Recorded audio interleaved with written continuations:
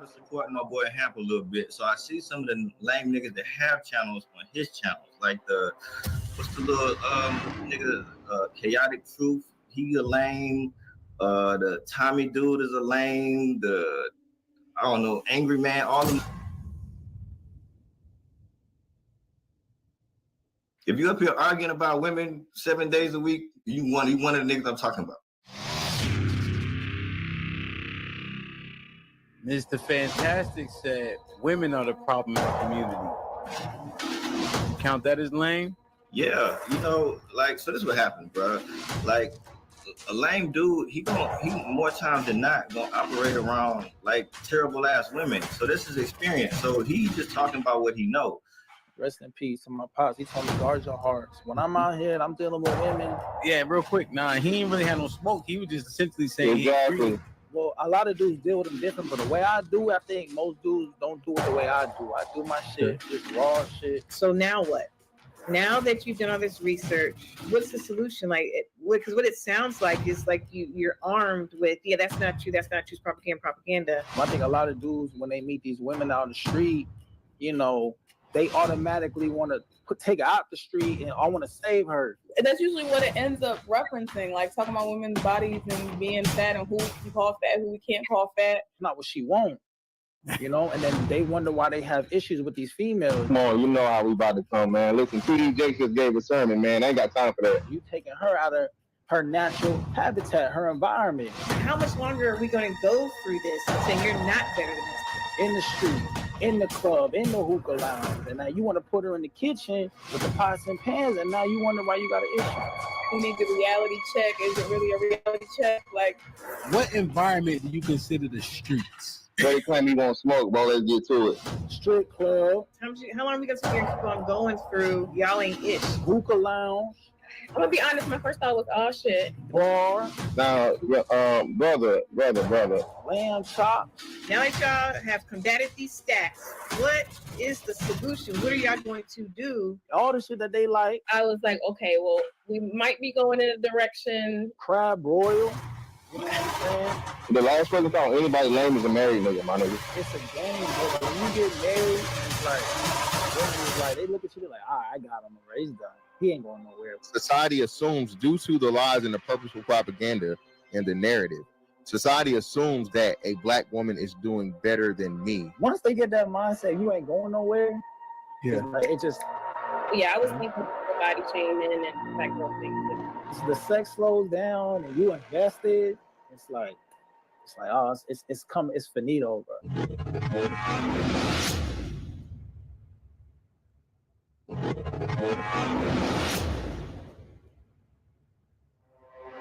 You brother, you are at risk. You don't even know it. Okay, it will pay you to listen to us so you can put yourself in a better situation that you already fucked up in. Secondly, dog, you haven't said anything. You're not even a funny guy. You kind of funny looking. You know what I'm saying? Your hairline bad. That's why you bald. That's why you're bald. You know what I'm saying? You got a dad hat on to the back. So if you get a chick out of any one of those environments, you playing yourself. I think so. Most 80 to 90% of the time. If that black woman is dealing with me, she's somehow dating down or she's settling simply because I'm a black man. If you don't believe who cares what society thinks, fantastic. No. And again, it's not just when she's it's about men. Yeah, but hold on. It's about men. I just don't have the dialogue. And this is another thing too. Dudes that they think they the first dude. Like, oh yeah, she brought me to her crib. She ain't never brought nobody here. Or this is the first time she ever been. No. I would never say no shit like that. My woman is awesome. The women I'm around are amazing. Right? I'm around amazing black women all the time. Right? I don't have that experience. So when I see people say that shit, I just know that you just don't get no good women. Like you picking from the bottom of the barrel and then getting on the internet complaining about it. Well, you really got to pay attention to that. My body ain't got a price on it. Well, he got to vet her out. It can't be bought. Let's see, like, is she following your lead? That's a basic one right there. What I'm saying is this, is again, the narrative is that the black woman is the breadwinner. You had Dr. Umar Johnson tell this lie, even. A lot of dudes, they deal with women who give them resistance. Like if I say, okay, meet me here, be at the crib at 6 o'clock.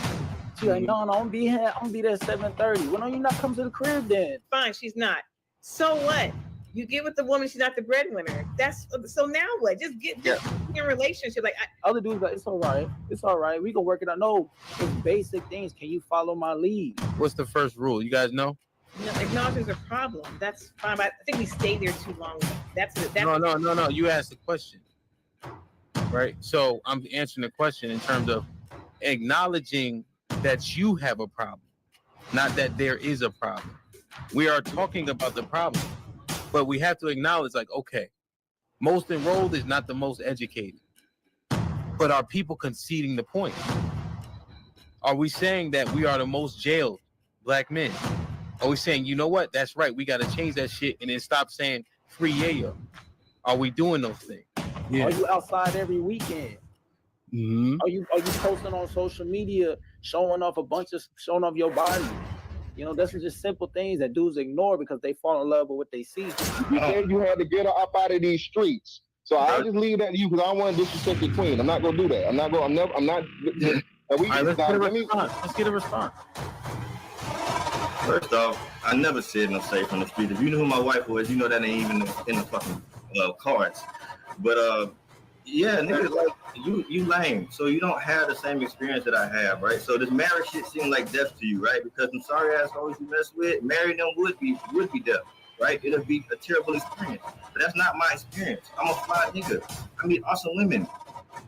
Right? So me locking down one, it ain't no problem with that. The shit I already did.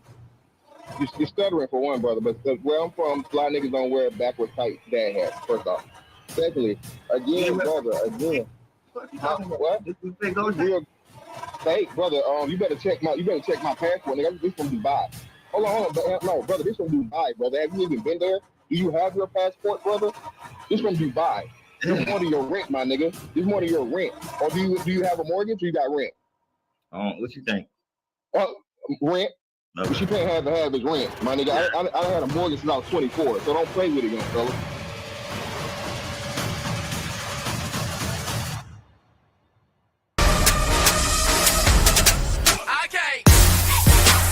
It's one way a woman can positively or negatively affect you.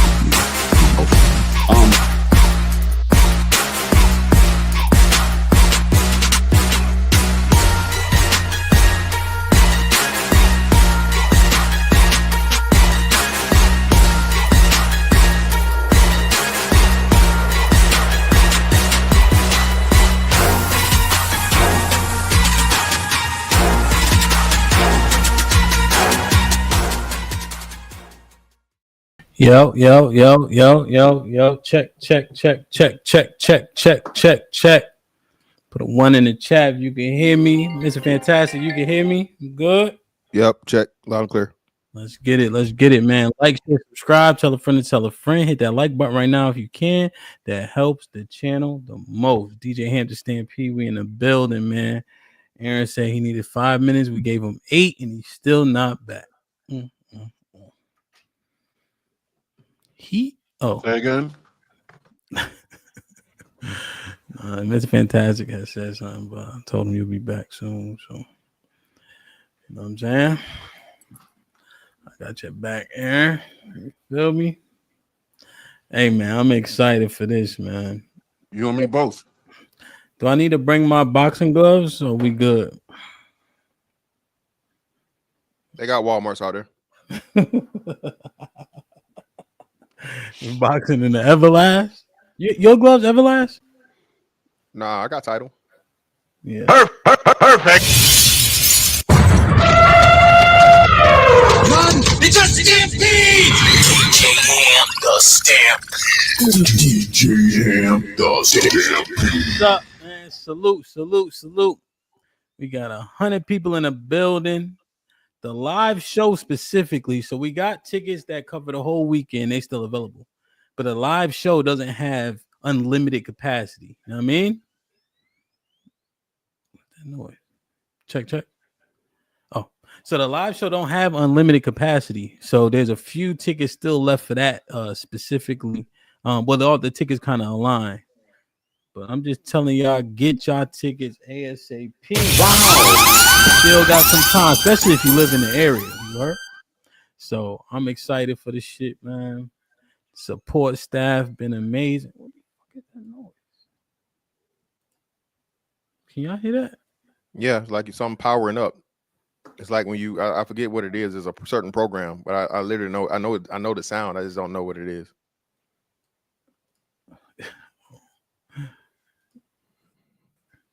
All right.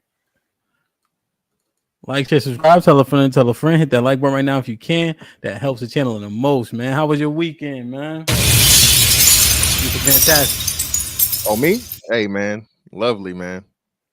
Lovely. Did you get inspired by Friday's conversation?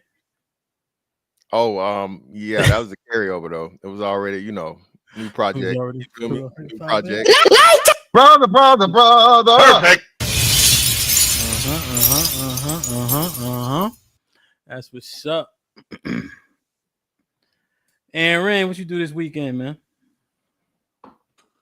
Dot I's, cross T's. It's all about Atlanta, man. Yeah, that's a fact. Everything is on Shit hold. like that. All about the ATL right now. That's a fact, bro. It's gonna be awesome, man. I was able to finesse. This is what I call it. I was able to finesse my sister-in-law to get her to come down here and watch these kids so my wife can go. Shit like that. Put him in the fucking bed. So she thinks she still got it, but my nephew, y'all seen him on the podcast before. So they 25, 26. I told her she washed, but she said she could do it. I said, we're gonna see, man. You know what I mean? But I ain't gonna hold you. I did buy the what's that? You get that ticket reimbursement shit just in case. Oh, the trip protection. Just in case she backpedals. Just in case she start backpedaling. Get the OG speed on you. Feel me? Cause I'm like, it's a lot of them, right? Like she's like, I ain't worried about that. I'm like, you just got back from Japan, so it should be good.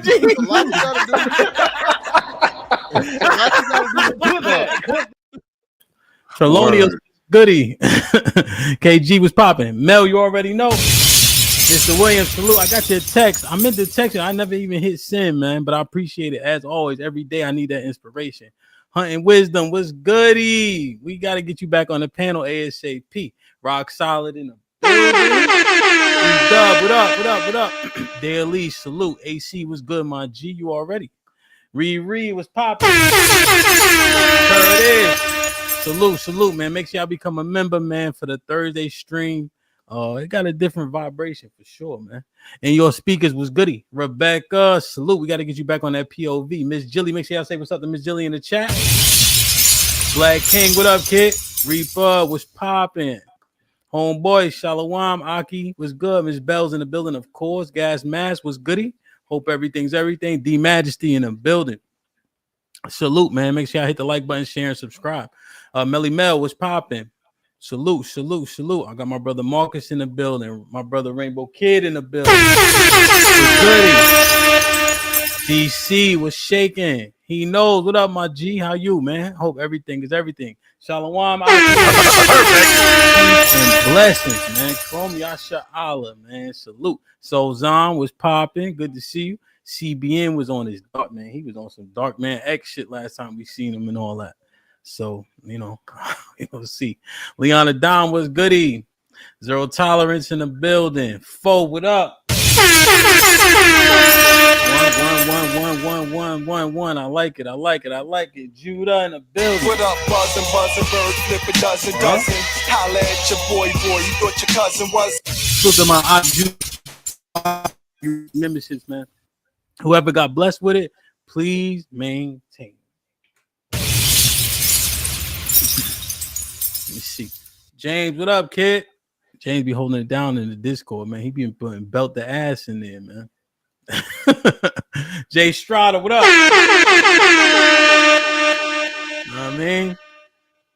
They be like, can we? I said, I don't do names. They be like, what about Mr. Fantastic? I said, oh yeah, y'all can talk about Mr. Fantastic. It's fine. That's nigga don't got no feelings. But it mostly be about like stats and shit. Bravo Tech. OG Bravo Tech in the building. He's at T-4 days and counting. That's a fact. It's mad close. Mad close, bro. Damn, man. A lot of just anticipation.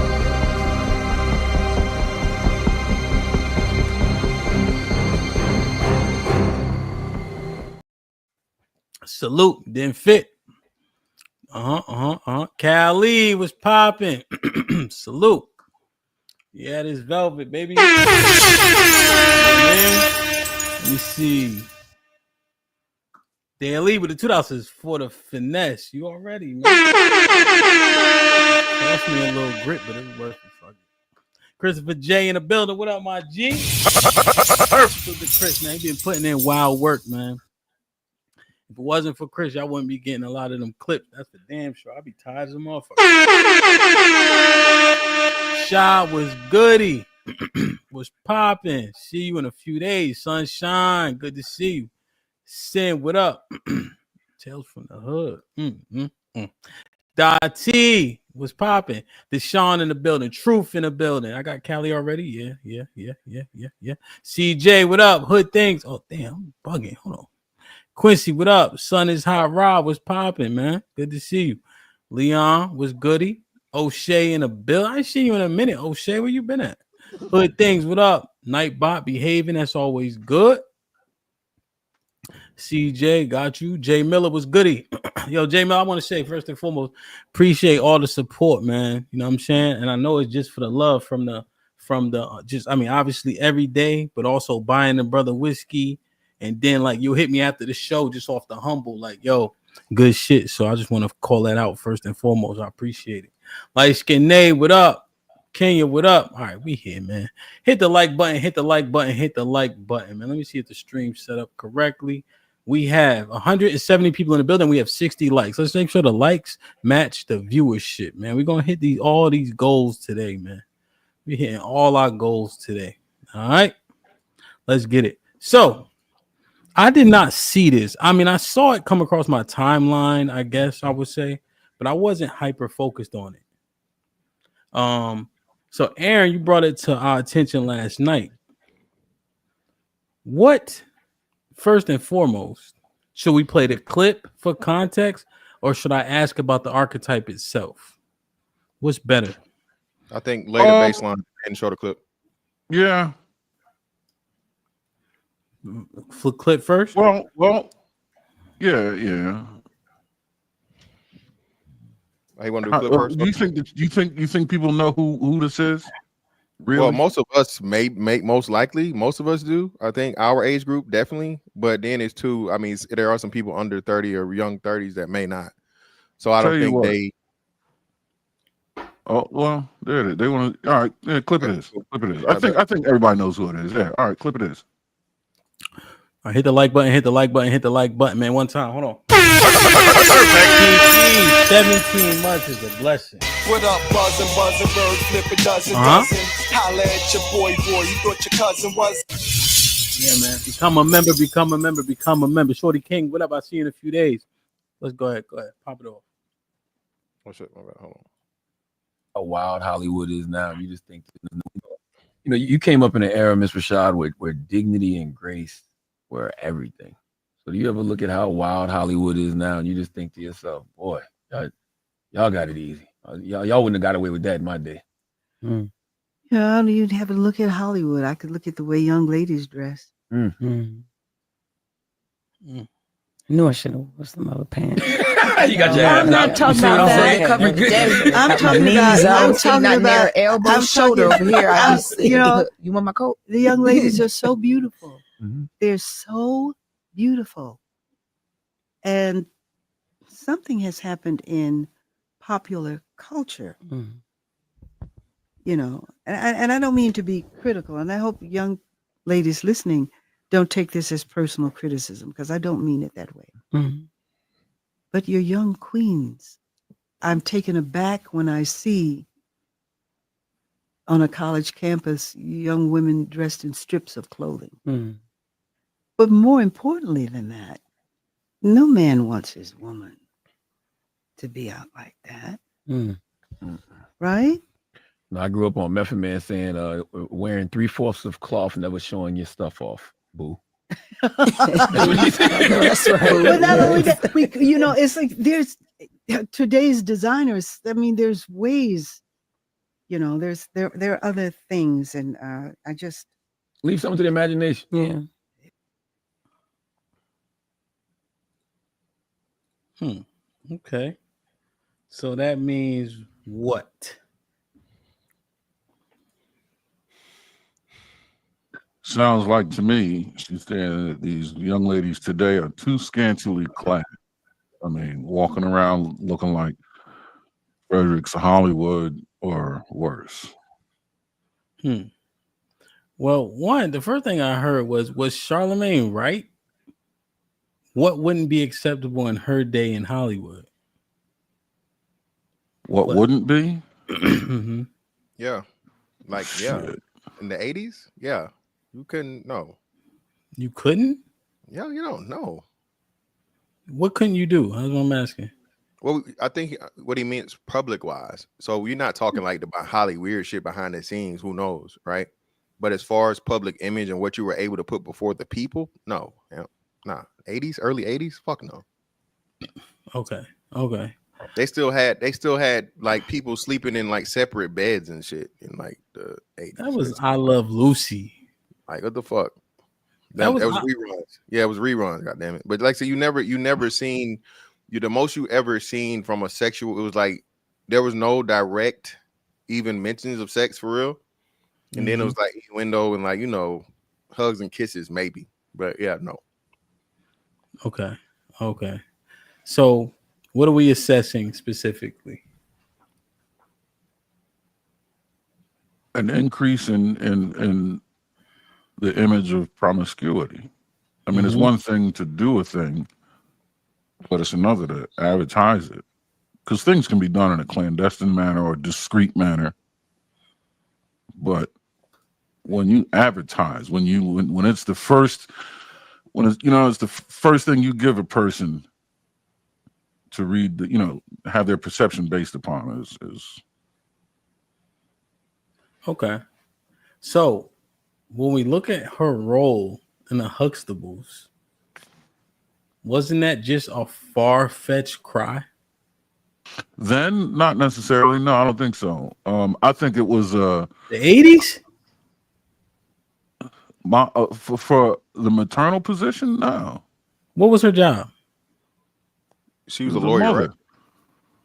No, she was a lawyer, correct? Yeah, she was an attorney by profession, by trade. So how she was always home? Well, there's no. I mean, when were the kids at school? Nobody was home. We're talking about before and after. This is not. Well, yeah, Ham, that's a horrible argument. Cliff was always home too. The show That's was what I'm saying. Well, his practice was in the Was he basement. on? Let's not get overly technical. His practice was in the basement. Let's talk about it. Let's talk about it. The Well, Cosby's. Lawyers don't do no damn work anyway. Lawyers show up at court. The paralegals do all the fucking work. Shout out to the paralegals. So, what I'm saying is, like, what's the archetype? So the archetype is more so than like Aaron said, more so than the career path, the mother, the maternal figure, wholesomeness. The career path gotta matter. Well, no. Yeah. Well, the career path matters, but that's secondary. The first and foremost point, she's a wife and a mother. She's a PhD. Was she? I thought she was a lawyer. Well, I'm using the thing, that soundbite. Okay, but that's what I'm saying. But that was to sell the black family prosperity thing, right? So that was this is so black potential. Yeah, it was a double Okay, time. let's talk through it now. So now I just heard that soundbite. I'm a PhD, right? Right. So are we ignoring that factor? When it comes to appearance, because we're not ignoring it, because despite her being a PhD, she never undermined her husband. She still was a wife, and she still presented herself in a feminine way, right? She was the example, and I don't want to say the standard, but one of the her beauty was natural beauty. She didn't need a whole bunch of weaves, she didn't need a whole bunch of makeup. She was just a naturally beautiful woman, and she wasn't overly sexual. She was articulate. She was a great mother. Fucking perfect. Yeah, he was pussy. Well, how was he pussy? I mean, nigga had a home office. She had to leave. She had to leave and go to work. So that nigga had to make sure he had a home practice so he could be home with the kids and shit. No, he didn't have a. Well, when did he have a home practice? No, man, nah. Y'all wanted to talk about this. You know what I mean? no, Y'all sprung it on me. Pause. So Cliff had a home office, right? The whole time? Not the whole time. And then when I remember the show, she used to be talking over the nigga. He'll hush when she need him to hush. I'm just trying to see what's up. Well, again, that's the comedic aspect of it. Right? It was definitely more so of her being feminine and being now he's submissive. funny. Now it's funny. Okay. It's funny. It's funny. So it's funny. What's so funny?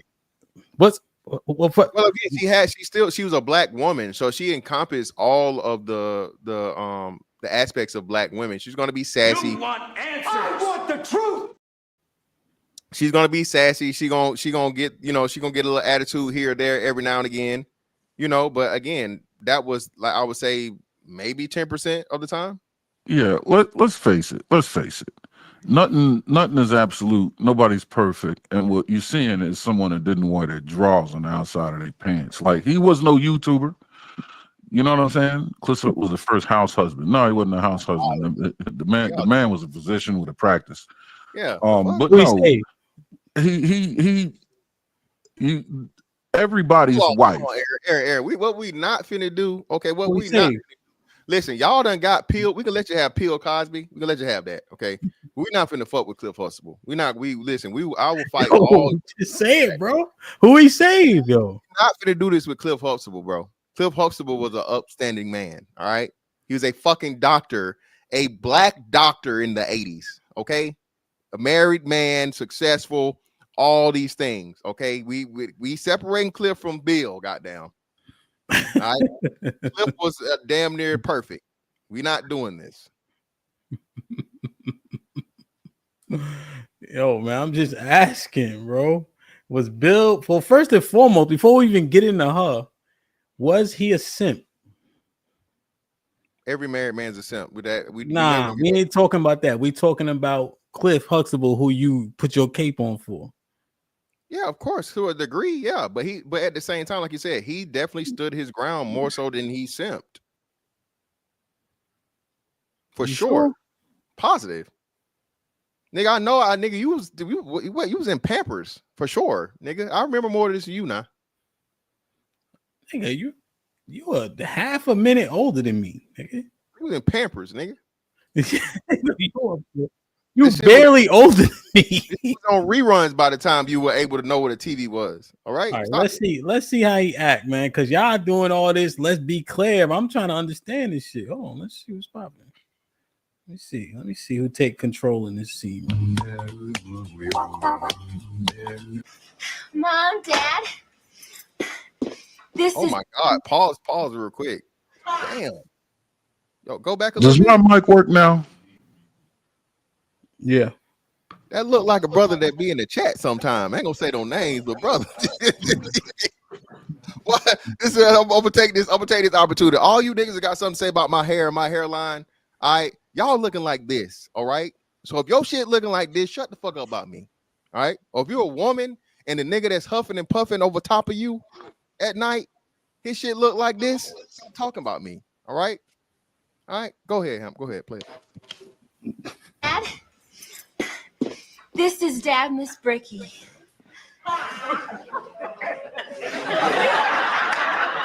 Isn't that funny? He was just in the neighborhood.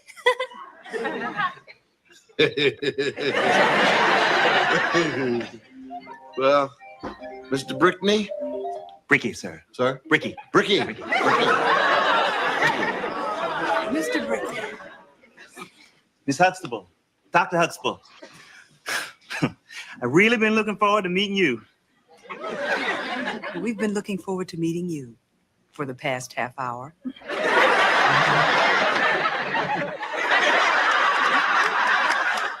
What a beautiful home you have. It's just like I imagined it. We've tried to raise 5 children here. What exactly are you trying to do? Miss Huxtable, Dr. Huxtable, I know our news is a surprise. Believe me, my parents were surprised when we told them. So is that what you two do? Just rent a car and drive around? Surprising people? Absolutely not. We told my parents 6 months ago. 6 months? That's right. The day we got engaged. They were so happy for us. They love Nessa.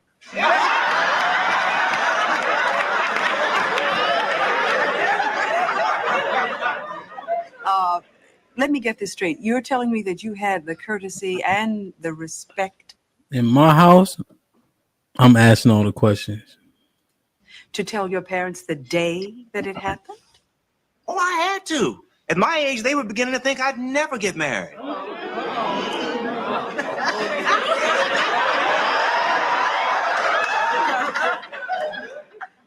What age is that, sir? Oh, I'm knocking on 30.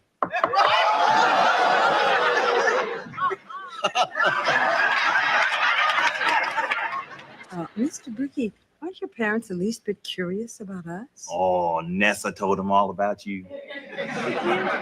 And what exactly did you tell them, Nessa? Just that you had been through a lot of emotional ups and downs with your other children. And we didn't want to complicate your lives until we felt that you were stable. How can you tell if we're no? Don't touch me, please. Not Please, I'm saying I want to ask. I just want to ask a question. Dr. Huxtable, Mrs. Huxtable, I would have liked to have shared this milestone in our lives with you when it happened. But Vanessa felt it prudent to wait, and I trust her judgment. She's the wisest woman I know.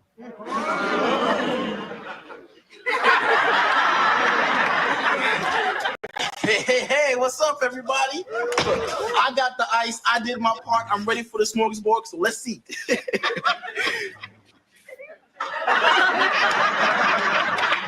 You guys look like we just got robbed or something. Did we just get robbed? Theo, this is Dabness Bricky. Hey, how you doing? What y'all think so far? So did you see that moment where Cliff was about to get to shooting, and Claire had to turn around and cool his jets a little bit? Yeah, using her feminine guile. Like, baby, don't kill him yet. Exactly. Let me tell y'all something.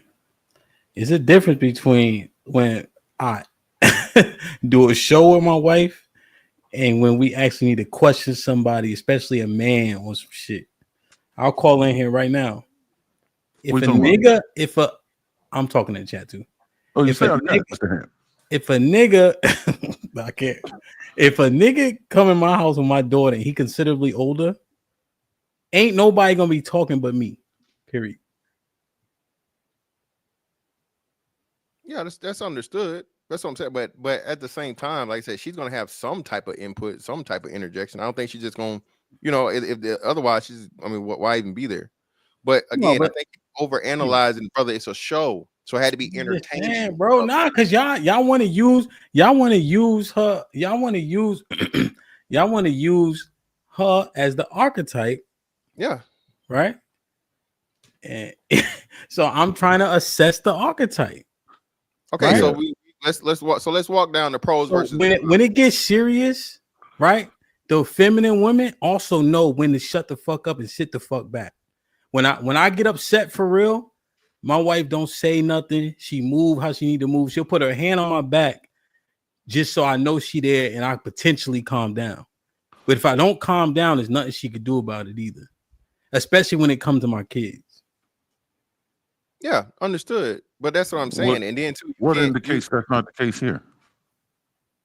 Yeah, because she did that. She literally did that with him. It's just she put his hand on his knee and was like, baby, calm down. Like, no, not yet, or whatever, like he said. And then everybody has different temperaments. So your temperament, bro, this what I'm saying, man. This what I'm saying. Like, oh man, just spit it out. Yeah, this what I'm saying, man. They picked Clair Huxtable. She's a nurse or a lawyer or whatever, right? She ain't never home. She got a lot to say. She be shutting Cliff down, right? She did the most of the talking. What's the archetype? You crashing out. Yeah. I think he's crashing. You all right? literally just said she was always home. Now you're saying she never home, brother. Here we go being double-minded. Never home. Not double-minded, brother. All right. First and foremost. All right. She was never home. Nigga, you said always home. Brother, you done took too many sips out that cup. In the first, you said she was always home, nigga. Well, how she worked. Now you saying she never home. No, I said she was never home. That's what I'm saying, bro. She was in charge. Let's keep in mind. Was she not in charge? Keep it tall. No, she wasn't in charge. Jesus, does my microphone fucking work? Did it turn off again? My bad. Check. Can you hear me? Put a one, y'all niggas. Can you put a one in the chat if you can hear me? You good, Aaron? Go ahead. I can't see the chat. Huh? Go ahead, Aaron. I'm gonna go on mute, man. I'm gonna go on mute. Yeah, go ahead, brother. You got it. You know, I did my workout this morning. You know what I'm saying? I burnt 1,000 calories in 45 minutes. I'm good. What? I'm fasting. Go ahead, Aaron. Talk your shit. Jesus Christ. I told CJ, nigga, 6 more months. I don't know. Go ahead, Aaron. Go ahead. He on one. That's why he opened with shit. He bring his boxing gloves. Atlanta's gonna be a fun. This shit changed up. It's fantastic. Who is this and where did he put hand? I'm just asking, man. It's the velvet. That's what it is. He put on the pimp jacket. Yo, that's what I'm saying. Hold on, brothers. All right. Put a 1 in the chat if y'all think I'm bugging. Put a 2 in the chat if I got a point. Put a 1 in the chat if I'm bugging. Put a 2 in the chat if I got a point. And I went to work out at 5 a.m. I've been up for all day. You know what I mean? Bugging. It's mostly ones. There's some 2s in there. It's definitely some 2s. 2s about to pile mostly up. Ones. It's mostly ones, for sure. Oh, the 2s piling up. No, because there's some 2s in there. No, they're coming back. It's 60-40. Yeah. Still to the ones. It still's 1, Mr. Fantastic. Because he put a bunch don't mean it's more than that. It's still 1. Either way. But nah, I don't know, man. Strata puts just a 1/2. 1, 2. So I mean, they gotta first you gotta look at the audience, right? And the way it was written. Mm-hmm. This is an audience that is boomer, boomer heavy. So they gotta write that into the script, right? It's a black family. They got to be realistic with the shit, and there has to be some sort of comic relief. And with Bill Cosby being the progenitor of the show, he's not going to slot himself as like Archie Bunker. That doesn't make much sense. And then look at George Jefferson's wife, right? I mean, George was a firecracker, but his wife was a pistol, a starter pistol as well. But whose wife isn't? Let's keep it 100. Who's running around here like a damn Shih Tzu? So what you making concessions now? Who? You? Me? To what I'm presenting? Am I making concessions? No, I'm being real. I'm being realistic. Mm-hmm. In that her archetype was very feminine. You saying her archetype is a lot like what we subjected to? No. No, her archetype, she reminds me of my mother a lot. Like why everybody always called me the Cosby Kid, right? Because my mother and father were very much like him. My mother was the first point of if it was some shit, she was the first point of contention. He was the juggernaut. He didn't have to be, so what's the word I'm looking for? I don't know. You've been windmilling for the past 4 minutes. So now when I'm explaining something is windmilling. You hear this? Fantastic. What are you doing, fan? Are you hearing this? Yeah, bro. I told you that he got something special in that cup, man. He got Brother Whiskey sent him a special batch. Nigga, something. At noon. I'm just saying, brother. You know what I mean? I'm just calling it down the middle. I'm being fair. How are you being fair? No, it sounds like the right thing to say. Sure. Mm-hmm. But you know, there are times when like Claire would get on him, you know, he would have to hide the sandwiches. Remember that shit? He would have to hide the hoagies because she's concerned about the man's health, and she's right. When a woman is right, she's right.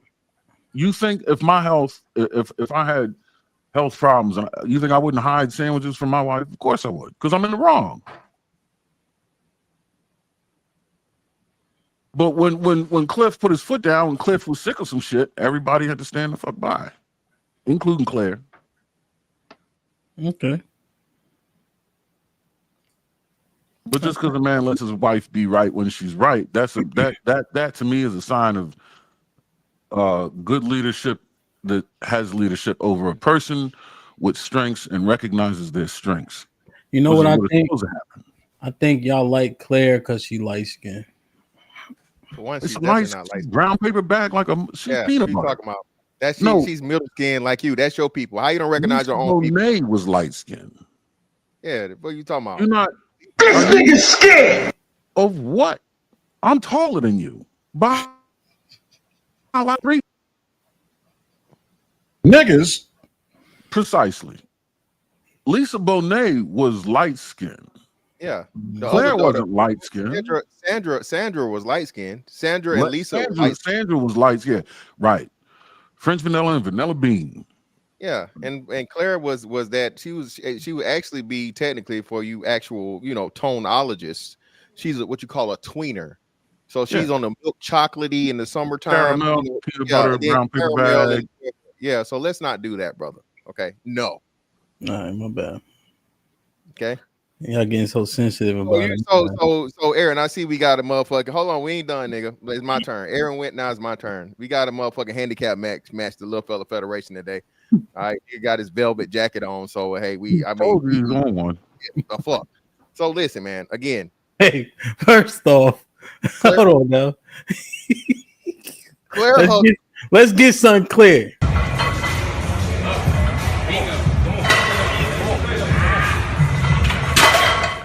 Then don't eat. You know what I mean? Brother, your powers have been cut down by I don't know how much by now. Okay, one arm, brother.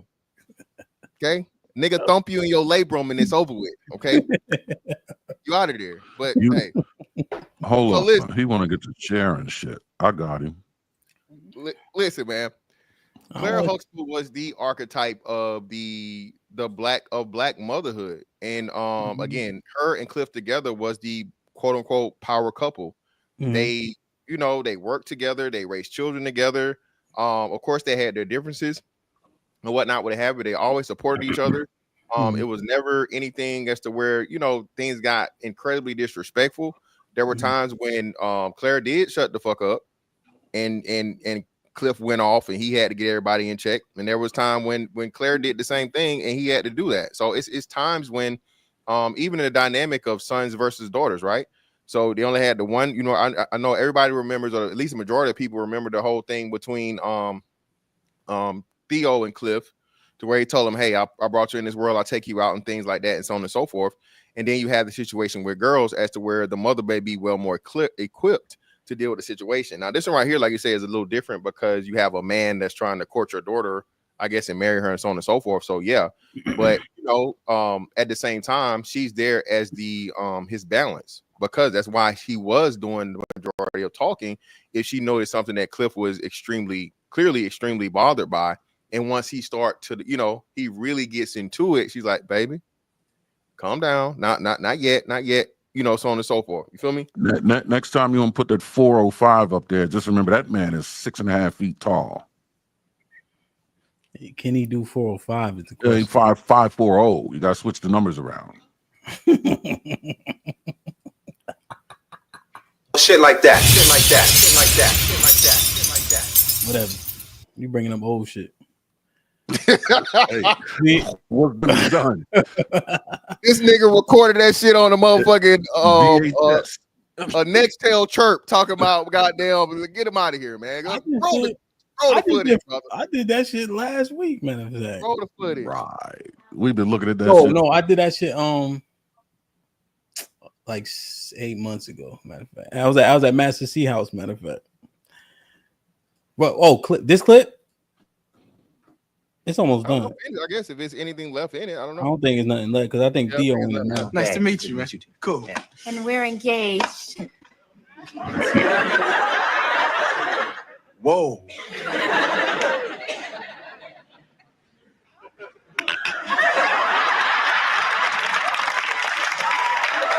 Hey, congratulations, sis. Well, Dad. Ooh. Things are kind of chilly in here, so I think I'll just put this ice in the kitchen.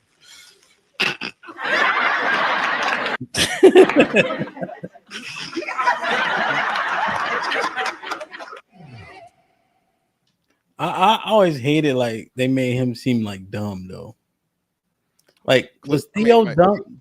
Theo? Yeah. Not as bad as Bud though, right? Or was he?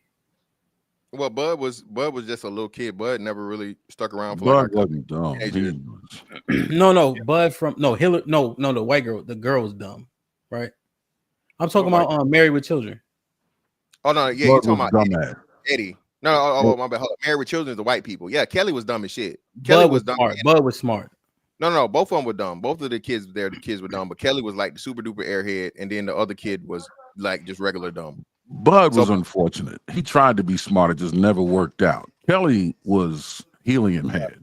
Yeah. Oh yeah, Junior from the Wayne shit was an idiot. That's what I was gonna say. Yeah, bus head boy. Yeah. He was an idiot. Yeah. He was crashing into the walls. He made Theo look like. Yeah. Oh, we got this one. Got Kiki. Callie Beverly fellas. There were plenty of episodes where Claire came home late. We know she regular. Callie Beverly says that's why Cliff had a home office. Christopher J with the $5 says Cliff and Claire had agreed to the home structure. Cliff will speak if needed, but if Claire intends to say what he's thinking, she can speak. Still a win.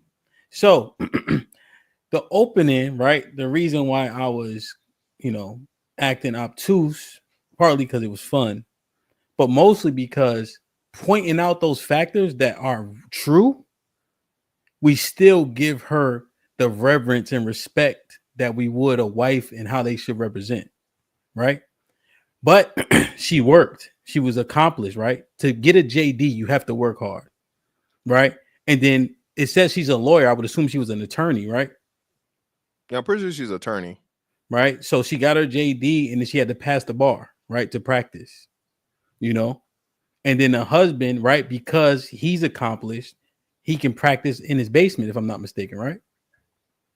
And so he had his own office, Yeah, he was in the hospital too, delivering babies, but he was delivering babies, mostly right? in the home office.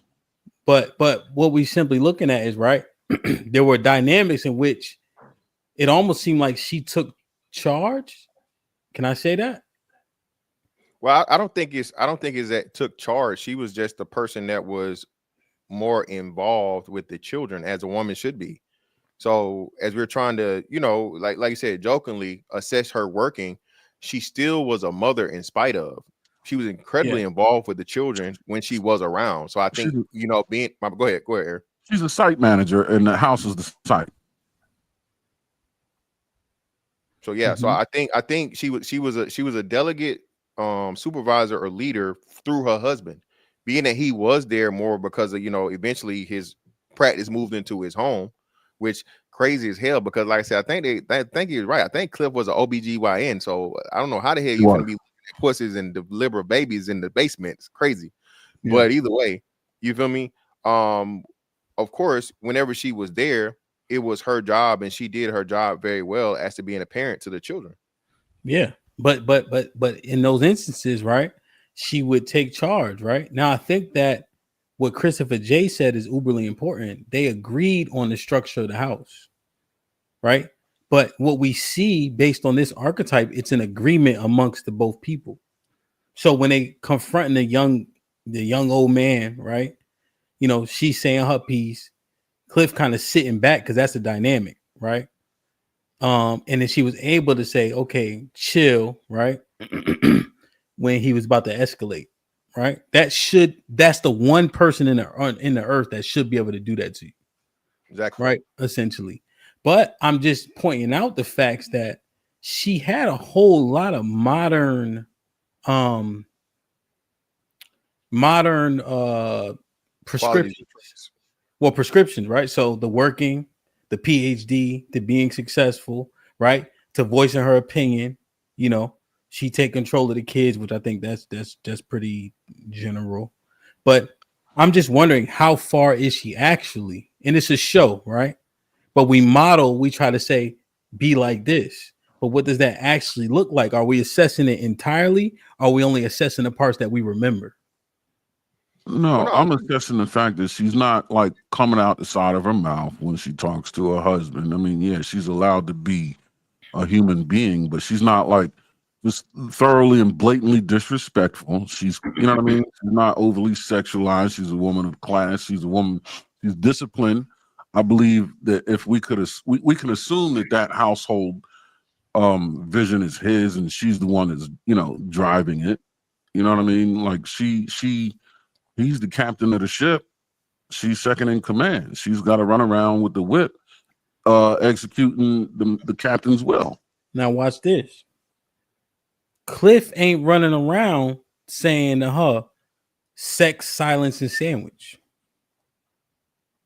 He ain't running around saying, I just want you to shut up. As long as you're pretty enough, I can get you out of McDonald's. That's the point. She's not.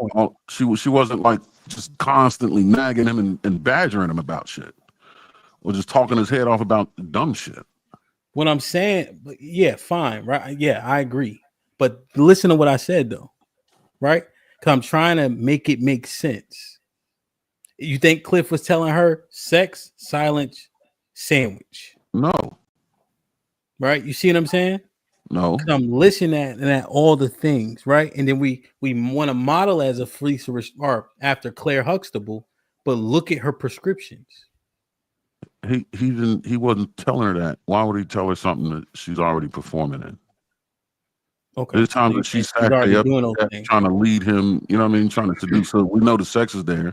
We can see she's not badgering him with anything he's not willing to talk about.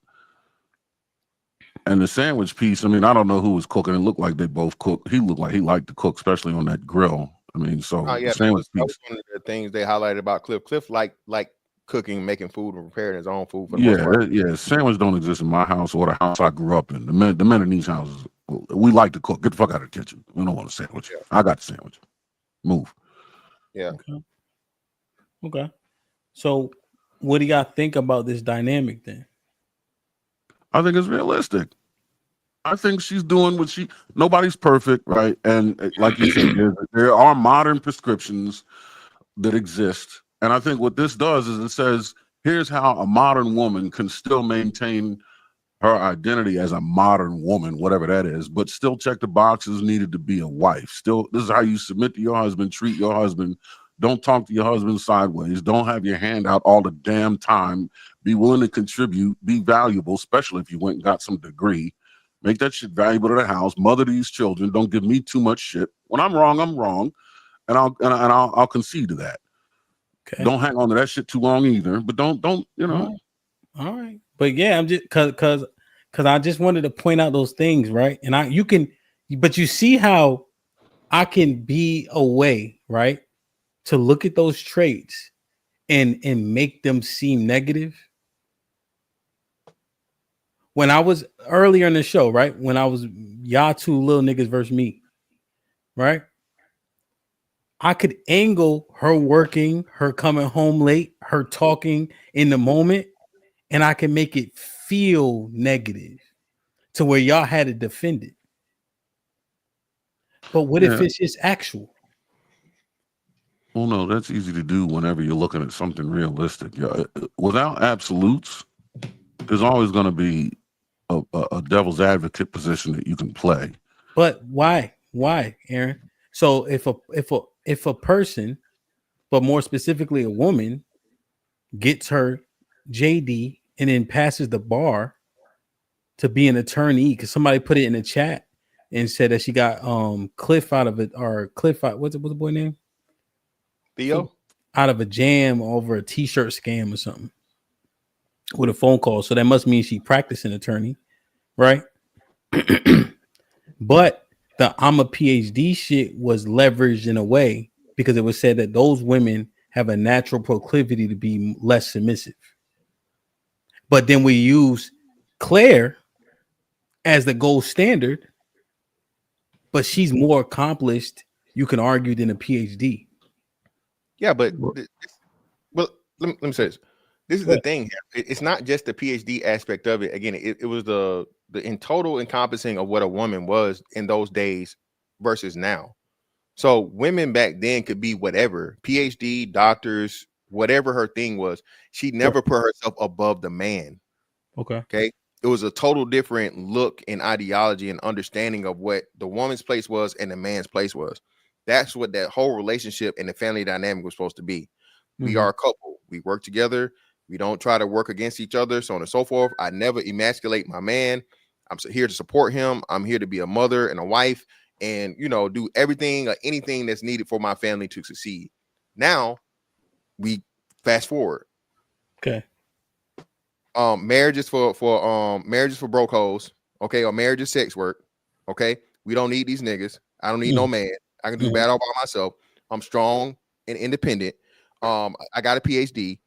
That's the part that it graduated to in a negative situation, where now you push the man out of the way, and the man is an accessory versus being the main focus and being the head and the leader.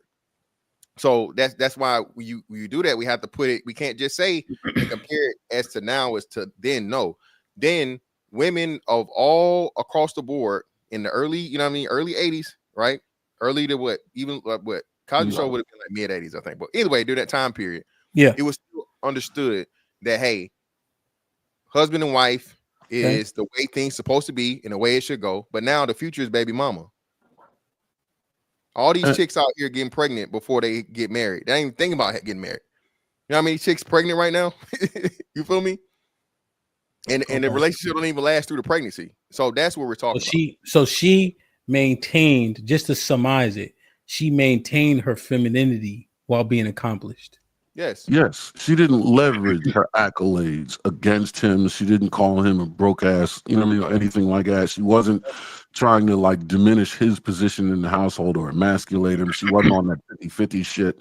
You know what I mean? She looked at her career as just a value that she could further bring to the household, which is something that a lot of modern women today, they don't see their education as. They see it as a baseline on which they can determine what man they qualify for. It's here's the bar or up, right? In order to get my hand in marriage, but this should be of no value to you. This is not a pot. Yeah. So just real quick, until Aaron's point, that's another great point that Aaron just made. The most important part, like you said, Hamp, they would be on equal footing. Doctor, lawyer, that's pretty much close to even, right? This is the ultimate 50-50 household. Yeah, well, so 500, like you said. So who complaining? So who complaining then, right? Think about this, Mr. Fantastic, and then you can go ahead and finish your soliloquy, right? You see people that are equally yoked with higher incomes get divorced less. So think about that, right? Has it changed? Or you have accomplished person with an accomplished person, and they figure it out, whether it be because of how much they got to lose, whether it be because they see things in a similar facet, whether because money makes things a little bit more, I guess, easier, right? Money just makes things less, like you don't have as much pressure if you have a disposable income. Finance is always like top 3 in the reasons for the divorce here, and the more finances you have, the easier it is. The less problems you have. I'm just thinking about it, right? Who's getting married? Who's failing? Like what's actually happening? Because let's say, because we see divorce rates decline higher than income when both people are putting in pain. Well, that's what I'm saying, right? So, and that's a problem when we look at and juxtapose it, like I guess, or I guess laser focus it to the black community, as we're still I don't, because Hispanics have some of the lowest they don't have extremely high divorce rates. Of course, the lowest divorce rates are all is Asian. Okay, they make the high, but then too, I think it's a lot more to it than just income brackets. At the end of the day, you feel me? Black women still have the highest divorce rate, regardless. Point blank, period. So, and that's what and what people don't understand is that is what is it? What's the name of causation? Causation and correlation. Yeah, correlation and causation. So that's what always gets left out of this thing. Well, black men are doing so bad. Well, if black men are connected to the people that have the highest divorce rate, the only group of people that have a higher divorce rate than marriage rate, how can black men succeed? You literally cannot succeed when you're carrying that much of a deficit as a partner. But so here we gotta address, right? So just respond to this rebuttal. You see what I'm saying? All right. We be fucking the most bitches. Yeah. Okay. See that? There you go. So why we married? It's right there. Now you're on to it. When you went to the whole marriage thing, that's too far down the road as far as the decline in the rate of divorces. What's happening? I think the appropriate question to ask is, what did those women do to get married to those men? Do you see what I'm saying? Because when you started, it was you have these women that are educated out here, right? And that's supposed to be a good thing because there's the decline in the divorce rate among high earning couples. The question you got to ask is, what did that woman get? What did she do to get him to get into that position? And that, I think, is the difference between women that leverage their accolade against a man and women that are willing to work with a man. Now, as far as men fucking all the bitches, as you eloquently put, that is a shortcoming that I'm not going to go against, and it must be corrected for sure. But it doesn't really lend much credence to this particular conversation because the archetype of the woman that's under scrutiny. So she was doomed to fail? No, because they're not. As you said, that there are high earning couples that do well. The question is, what did they do?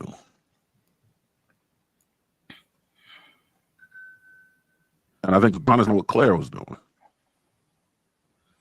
Okay. Okay. I don't know if y'all answered my question. I don't know if y'all answered my question directly. All right, ask it again. So make sure. Cause it was they got the highest divorce rate. Who? Right. Black women. But that's what I'm saying. So Hamp, do you understand what I'm saying? And to the slow people in the chat, Hamp, if let's say 50% of the people in a group make less than money, right? Yeah. Even with the people that's making $100,000, what is that going to do? It's going to bring down their average because you have people that have a very, very low thing. So what people love to do is, well, black men have the highest divorce rate too. Duh, dummy. You're married to the women with the highest fucking divorce rate at fucking 85%.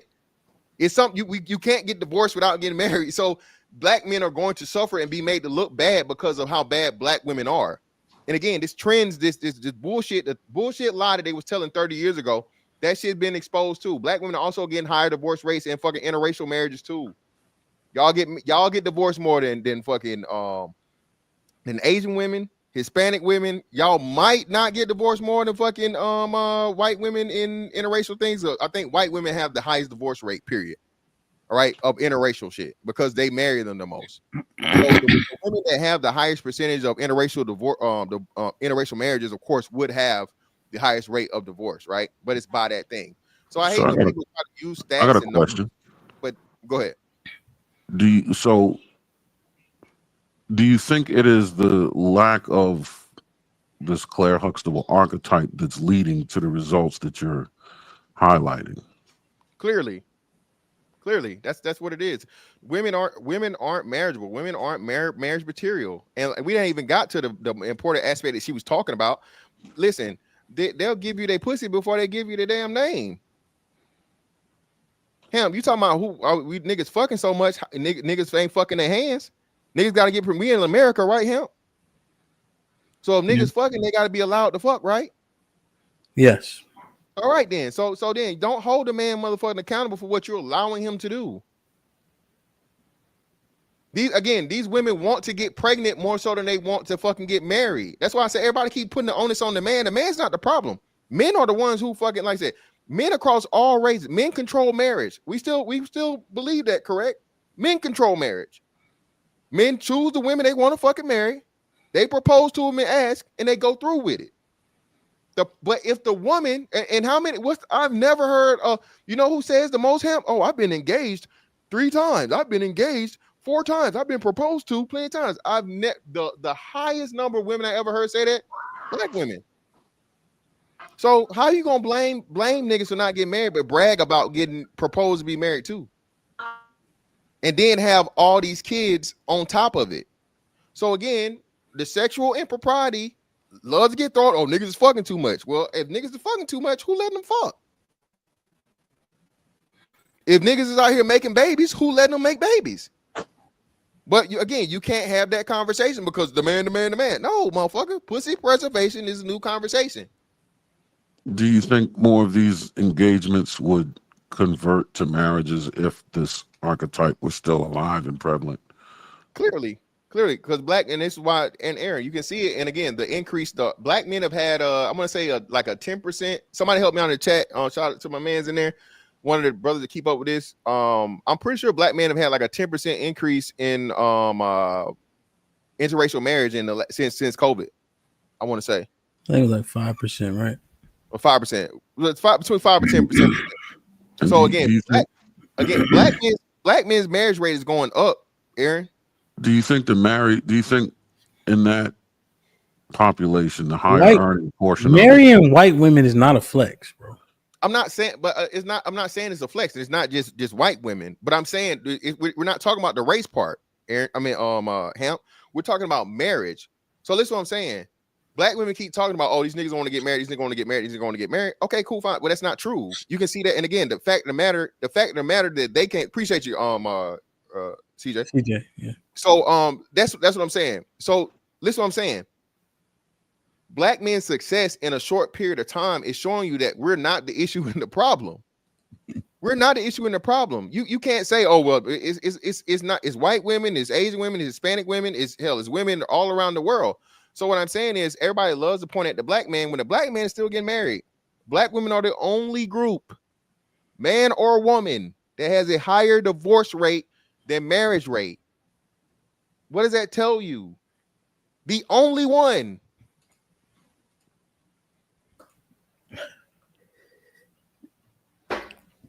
Like, share, subscribe, tell a friend, hit that like button right now if you can. That helps the channel the most. My brother Harrison in the building with the $5 says salute. See y'all Friday. That's a fact, my G. Mike Brown with the $10. What up, Mike? Said, I see now, Ham. I think we might not say it, but we may want that type of woman. I think modern day women has lost the feminine nature of how Claire handled things. Okay.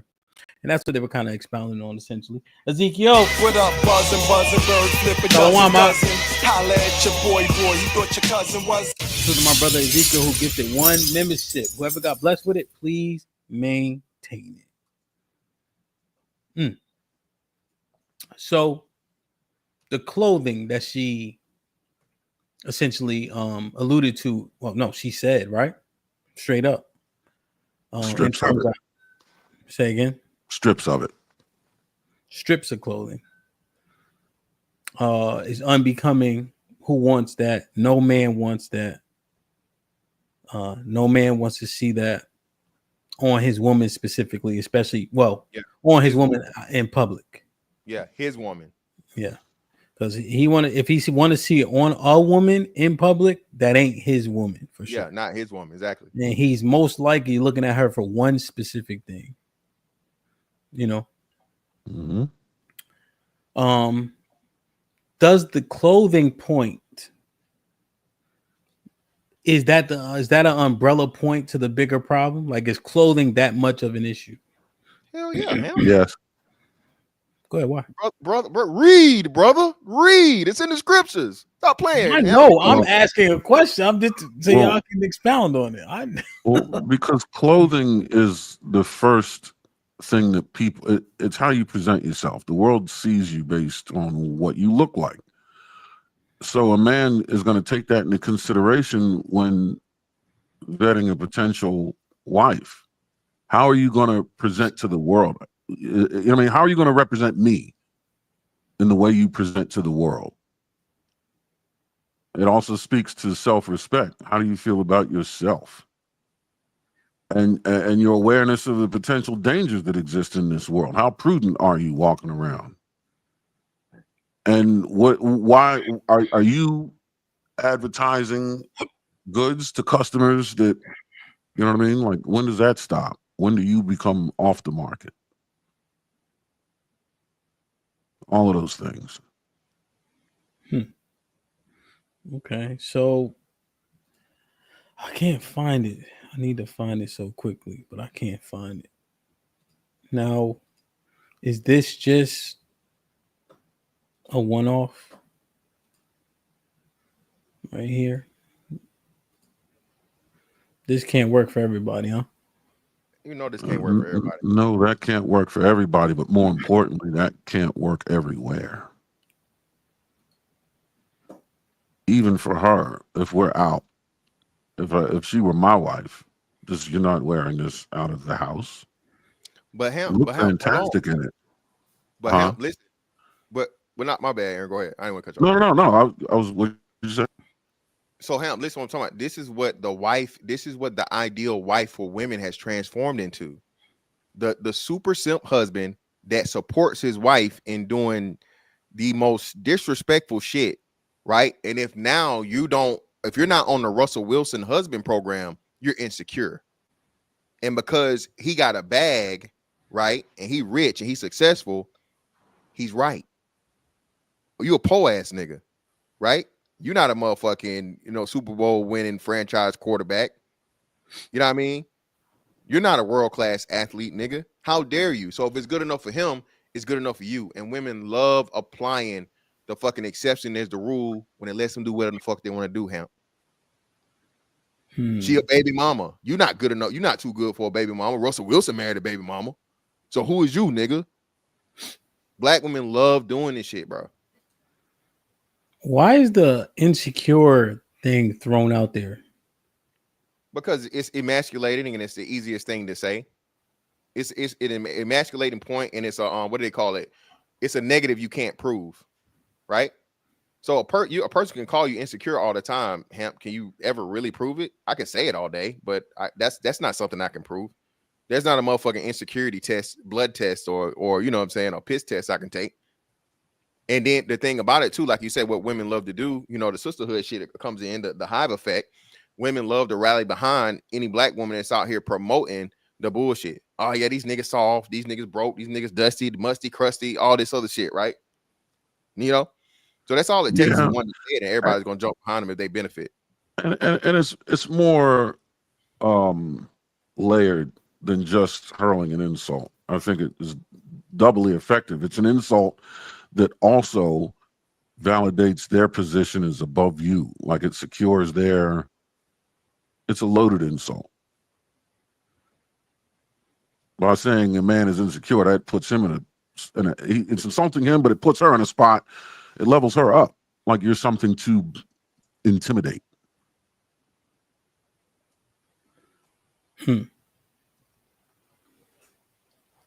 Which is crazy, that I'm soft for being intimidated, and you're a better woman because you can intimidate, which is what's happening. That don't even make sense. It doesn't. But that's how that weapon is wielded. You soft ass nigga intimidated by me, a woman. I'm a boss babe. I intimidate niggas. Not only does it not make sense, is it self-contradictory, but it's far from the truth. That's the funny part. Yeah, when I look at the clothing aspect, right, I think it does speak to character to an extent, right? You know, like I look at Sierra's photos, you know. So she was young, you know, she had some like kind of like silhouettes, right? She kind of like grabbing her breasts and all that, right? You know. And now once life starts to kind of transition, right? Behavior transitions, you know. I think the stars get done a slight disservice because they're living on the internet. You see what I'm saying?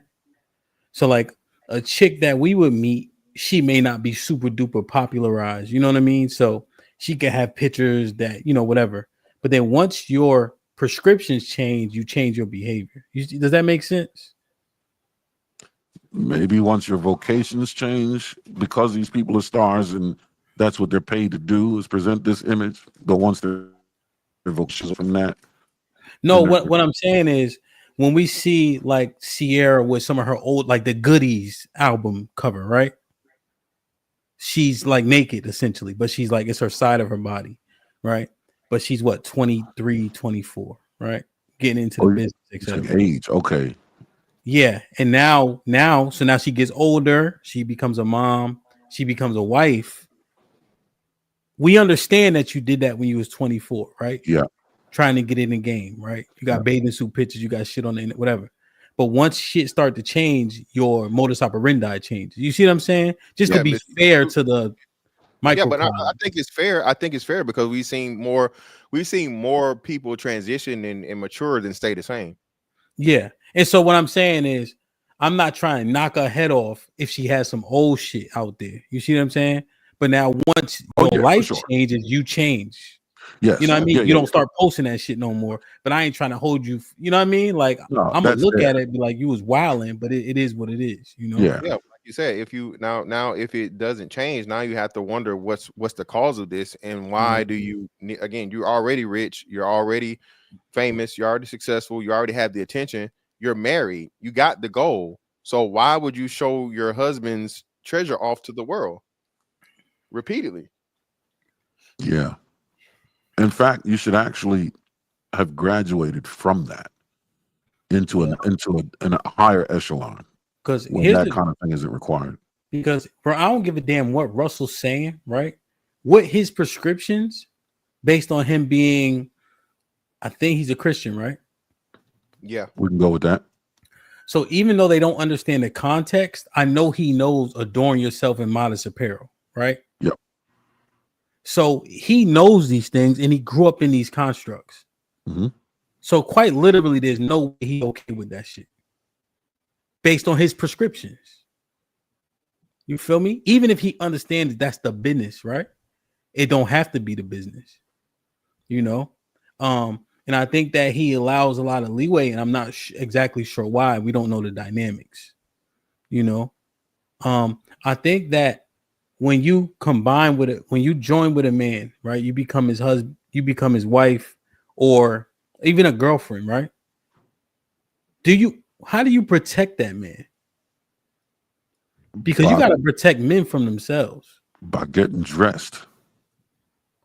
But that's what I'm saying, though, right? How do you protect that man from foolishness? What's the mantra, Mr. Fantastic? Is anybody fighting anymore? Who? Anybody. Fight. Bang, bang. Nah, hell nah. Keep your pistol, fucking fight. Niggas is wild disrespectful, right? Because see, here's the thing, right? They got to take this walk now. So if men are super disrespectful out here, if it ain't nobody shooting, or excuse me, ain't nobody fighting, right? What do you do in that instance? What can you potentially put your man in? Exactly. That's what you're saying. You're bringing up the great point. You're putting him in the ultimate level of danger because now that's the importance of clothing. I got you. Yeah, that's what I'm saying. My bad. Go ahead. No, that's what I'm saying. But because like, right, because it's us three, right? And while it's us three, we interact with the chat, right? We kind of bounce back and forth, pause, right? Mm-hmm. And it's said that Black men are disrespectful. It's said that Black men are violent, right? All the time, right? Mm-hmm. And insecure. If you got a man and you know that, because those things still hold true. Exactly. Then how do you protect that man? Exactly. They don't care. They don't give a fuck, Hamp. You gotta prove. What was it? What was that? Coming to America. I gotta prove my love. They want you to prove your love, huh? They want you to crash out. They want you to, you know what I mean, catch a body over them. Or lose your life so they can say, hey, you know, niggas done died over this little pussy, right? Somebody died over this nigga. You get me? But you got to remember, go back to, they want us to be nice to them, but mean to the world. What better way to prove that than to actually be nice and be mean to the world? They want to feel protected, not for safety. They want to feel protected to do what they want. They want to maneuver how they want to maneuver. They want their whim to be protected. That's correct. Like, if you got a man and you know his modus operandi, and you're willing to do things that potentially put him in jeopardy, right? Because he's gonna have a particular response, and you do it anyway, you a piece of shit of a woman. Yeah, there's a lot of them, Hemp. I ain't gonna say most, but it's a substantial number. That's what I'm trying to. That's what I don't think. Well, I think that's what people are coming to realize. Again, this is why I say the black man's experience with women is like no other man's on the planet. All this women is women shit. Get the fuck out of here. I don't want to hear it. The numbers say otherwise. Okay, the numbers say otherwise. So when you have that dynamic that is unique to us and nobody else. Like you said, you're already seen as weak ass nigga, lame ass nigga, broke ass nigga. You know, all these negatives. Ain't, can't, don't, won't. You have to prove yourself as a black man, Hemp, even above proven. So no matter your resume up front, now my nigga, you got to take the next level. You got to fucking specialize that for me, what I want, what I need. I don't give a fuck if you know doctor, lawyer, you got bread, you tall, you handsome, you smart, you whatever, nigga. All right, cool. But I need you to do this too. I need you to do some proven shit for me to fucking accept you. And again, bro, I'm telling you, it's ridiculous. Well, that's really what it is. It's not that they're asking for the next level thing. It's just that they're, like you said, looking at the resume because they want an employee. And we're talking about a specific type of woman, right? We're not talking about all black, all don't mean all, but they want an employee. They want to be taken care of. They, you know what I mean? Like you said, they want everything on their program when they want it. And when it doesn't go that way, that's when they start hurling things like you gay, insecure, broke. You know what I mean? Mm-hmm.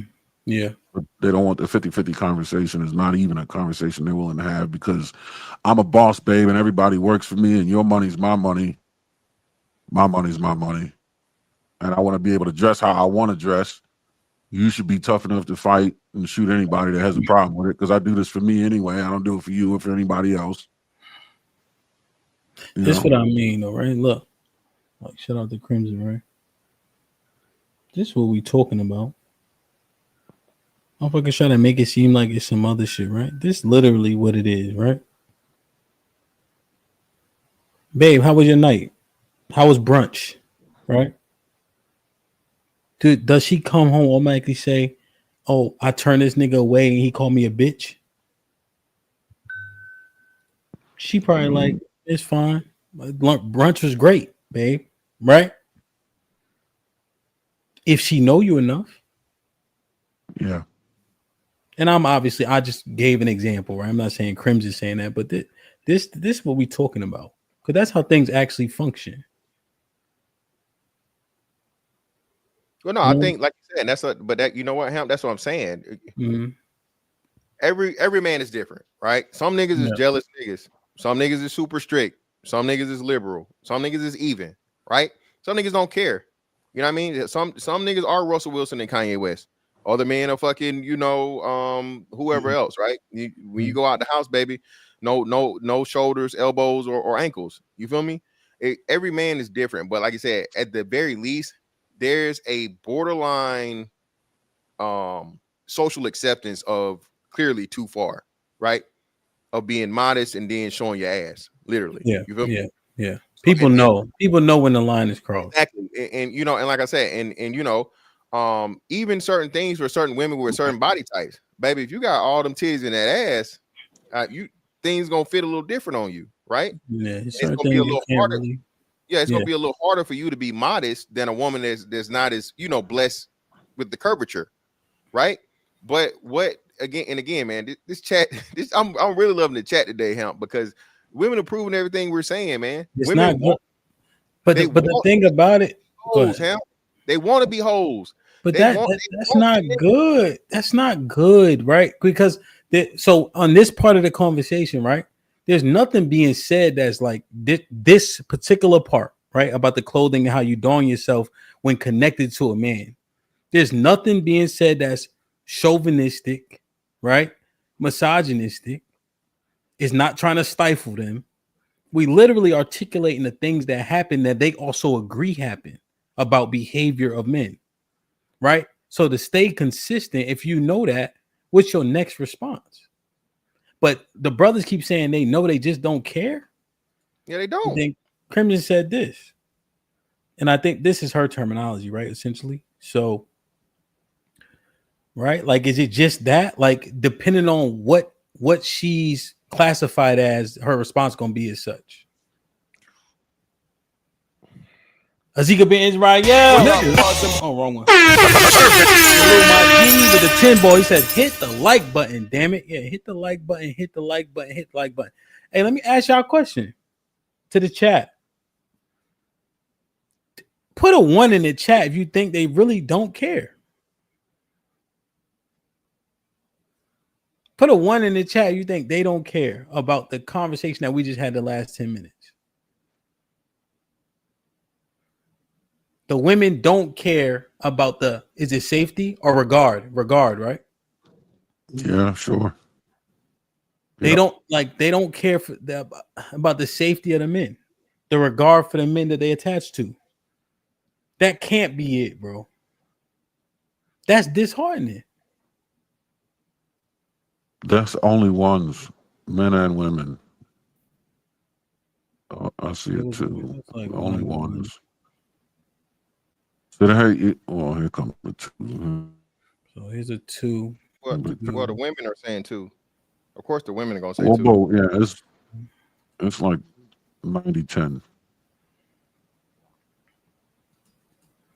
So they saying,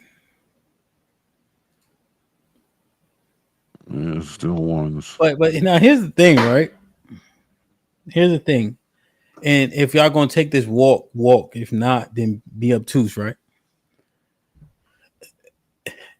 If the men that women are dealing with feel disregarded, and I'm saying feel, what's the next response from the ladies?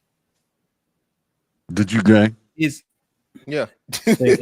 You gay or you insecure? Hey, that's the next response. No, those are the only 2 responses. That's what's left. You gay, you insecure, or you broke. Insecure. Yeah. Pick insult here. But it's like this though. You got these brothers, they ain't insecure nowhere else. They make waves and all that. And then he tell you, hey, I have a preference for how you present yourself in the earth. Now he insecure, but he ain't insecure about nothing else. Yeah. Or what you gay? You trying to dress me? You trying to play, dress up? Yep. But yeah, insecure. I mean, millionaire men, billionaire men can be insecure.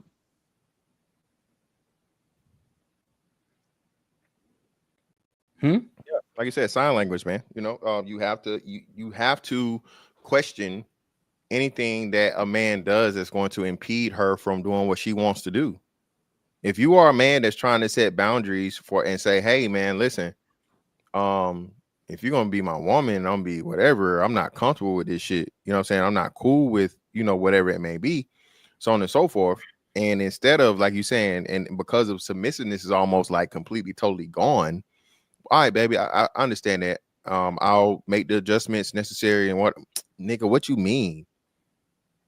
Why is you worried about this and that? And you think somebody gonna this and I'm not doing that. I'm not. And it's like, you know what, baby, you got it. Don't even worry about it. And that's another thing, Hamp, too. I think a lot of the times, Hamp, like especially like we say, most situations start out right on some casual shit or whatever, and it turns into a relationship. Most men tell that woman or hint to the woman about what he like and don't like, and she don't make the motherfucking adjustment. So he just move the fuck on. Now he a piece of shit because hey, hey, baby, I told you either directly or indirectly. And a lot of times it's directly. I won't say a lot of times. Well, no, I will say, I say 50% of the time, Hamp, when a dude starts trying to take a woman serious, he lets her know, hey, this is how I run my ship. This is what I like. This is what I don't like. So on and so forth. La la la. What we, you know what I'm saying? What we gonna do? And we progress from there. You feel me? But again, she's so used to her ways, and I don't need no nigga, and I got my own money, and I can this and I can that, and it's just this battle, man. Then when the nigga say, hey, well, you know what, little baby, hey, no harm, no foul. I enjoyed the time we had, and I can just move on because I'm not, you know what I'm saying? We're not in the same space. And then they say a nigga wasting her time. So what you think? Like, what happens to their mindset, right? So I'm just trying to assess it holistically. When we give attention to the ones that are dressed scantily clad. Oh, it's an illusion that distorts their mindset. They misread that. Because attention, I believe, is the number one currency, no matter what that attention looks like. So if attention is paid to a certain population, then it is immediately looked at as, you know, that they're valuable, or that you got to emulate what they're doing to get the currency you're looking for. When in reality, all money ain't good money.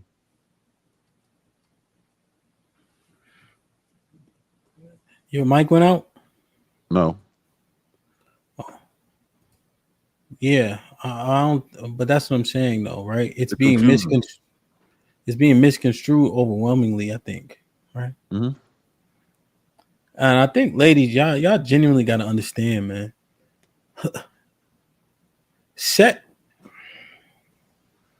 Nigga, they put a vagina on a lamppost outside my house. Niggas been out there all week. Mm-hmm. Like, y'all tying a lot of value to sex. Those is what those women are being looked at as. But then they'll turn around and say, nope, the hoes are getting married. I mean, there's dudes out here with goats and lambs. I mean, there's farm animals that have a box on them, and dudes are going after it. What up, Dre? What up, buzzing, bird flip a dozen. Holla at your boy, you thought your cousin was. What up, buzzing, bird flip a dozen. Holla at your boy, you thought your cousin was. Losing my brother Dre in the building who gifted 2. This might be risky memberships, man. Whoever got blessed with one, please maintain it. Nick, what's poppin'? Salute. What up, fam? Aaron, Nick Taylor. Salute, man. G. Trigger Mike in the building with the $5. The fact that men believe women don't care about their safety speaks volumes, and men are far more objective than women. That's what I want a real assessment of that. What they think about the fact that the men, that's the men's sentiment. Like on some real shit, not on no you got to windmill your way out of it. Like, just think about the fact that the men just feel like the women don't care about how safe they are. Uncle Rick with the $5 said, DJ Hamp, what is the message that is being conveyed by these words and actions as a man? What do you think? What words and actions specifically? What words and actions specifically? And then we can respond in totality. Hit the like button. Hit the like. I was looking for a clip. I can't find this shit though. Damn, I was looking for that shit. Because it just popped in my head. We had it on the show, but I don't want to ruin it before I can find it. So, but literally, one of the ladies was like, if something was happening to some lady and her man could potentially get killed in the process, she would still want him to go try to prevent the situation from happening. Who said that? I'm trying to find it. Leave her alone. Listen, brother. Listen. That's another thing too. Listen, bro. Do not motherfucking give your way your ultimate price away for naught, my nigga. Do not cast your pearls upon swine. If I don't know you, I don't owe you. Now, if it's some extreme shit, and this is another reason why I suggest, hey, bro, in this day and age, you should, if you are legally able to be armed, you should be armed. Please understand that if you step into it with any other man, you should plan on him not using hands, brother. Okay. If I'm stepping into a situation, I'm coming to you with fire. That's it. Not no hands, not no whatever. Hey, move aside, brother, because it's too many dudes that lost their life, man. Too many. You feel me? Just hopping out here. And again, that your life, laying down the ultimate price is reserved for your wife, your mama, your sister, or whoever, those women that are close to you, those women that actually, you know what I mean, you owe some type of protection to. Bro, you don't get that shit away to no stranger. And any woman that say some shit like that, I remember that when they was talking about that shit, bro, that's not a woman for you, bro. Because she basically saying she want to collect on your motherfucking life insurance policy, my nigga, and use that to motherfucking fund the new dick she about to get. I think that's a rare case, whatever this woman is. I mean, she's definitely crossed out of nobility over the threshold into naivety, but I don't think even then women would be like, what are you doing this woman for? They're too Hey, DH, you got a lot of background. Who is that? Check. Yeah, it was him. I muted him. Okay. You know what I mean? I think women would be like, well, why are you saving her? You know, like a jealousy thing would.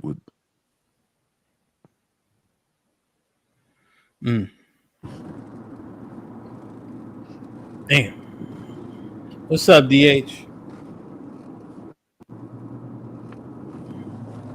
DH, you hear me? DH. Yeah, what's up? All right. What's good with you? What's goody? What's goody? So, yeah, man. So one thing we on right now, like, I generally like for my sisters, my mom, my wife, my daughters, like the people that belong to me. But generally speaking, if I see something going awry, I may not crash, but I may insert myself, pause, but in a way in which I'm not too like overbearing type shit. You know what I'm saying? Like for instance, if I seen a dude going haywire on this girl and shit, right? I would be vocal about it in terms of, yo, you know, things that kind of assure him it ain't worth it, shit like that. You know what I'm saying?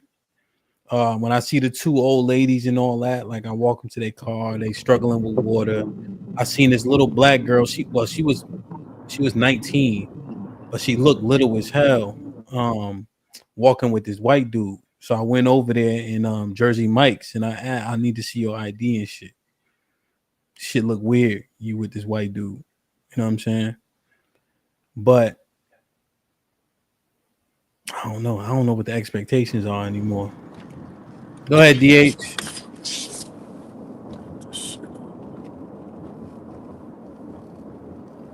DH, you keep unmuting, but you're not saying nothing. Can he hear? Is it maybe diminished hearing? Can he hear us? Stop unmuting. We can't hear you. He can't hear us. DH, we can't hear you. DH, We can't hear you. Oh man. DH, we can't hear you.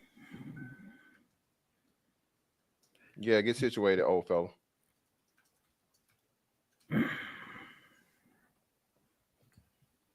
Park the car before you do anything else if it's not parked already. Yo, DH, we can't hear you. Can you park the car? Can you hear us? Can you hear us? Yeah, can you hear me? Yeah, we can hear you now. What's popping? What's popping? What you think, man? Say it again. Repeat it real quick again, because are you talking about how we should move when we're out in public with females? Well, the one thing I asked the question: do the men think that women don't care about their safety? And the overwhelming majority of the men put yes. Well, I did too, and I can give you because most women don't. Most of these modern women, they have never really seen funk jump off. So they will, because they be out with their girlfriends a lot. And a lot of times, women don't know when we go out, we got to be on point. We can't have fun because we got to watch what other dudes is going to do, the crash outs that you're talking about. So we really don't get to really chill and enjoy ourselves. So a lot of women, they'll dress how they dress. They'll go out there, speak how they speak. And they don't know this may cause an issue. I'll give you an example. I was at a outside event. It was a Sunday fun day. And where I had parked at, the owner, he hadn't said nothing to security or nothing. But when he realized where I had parked at, he was talking to security. Me and this young lady was standing right by my truck. He was talking to security, but pointing toward our area, saying, I don't want this type of shit right here.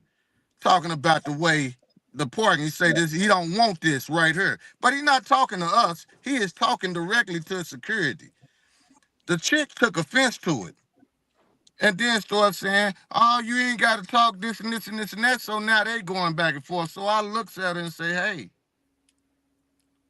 like this. So him being the owner, like, look, I'm talking to him. And I'm telling her, well, come on, let's get in the car. I say, I ain't got no problem with moving. Because that's all he wanted was this area to be cleared. Cool. Get in the car, she get an attitude with me.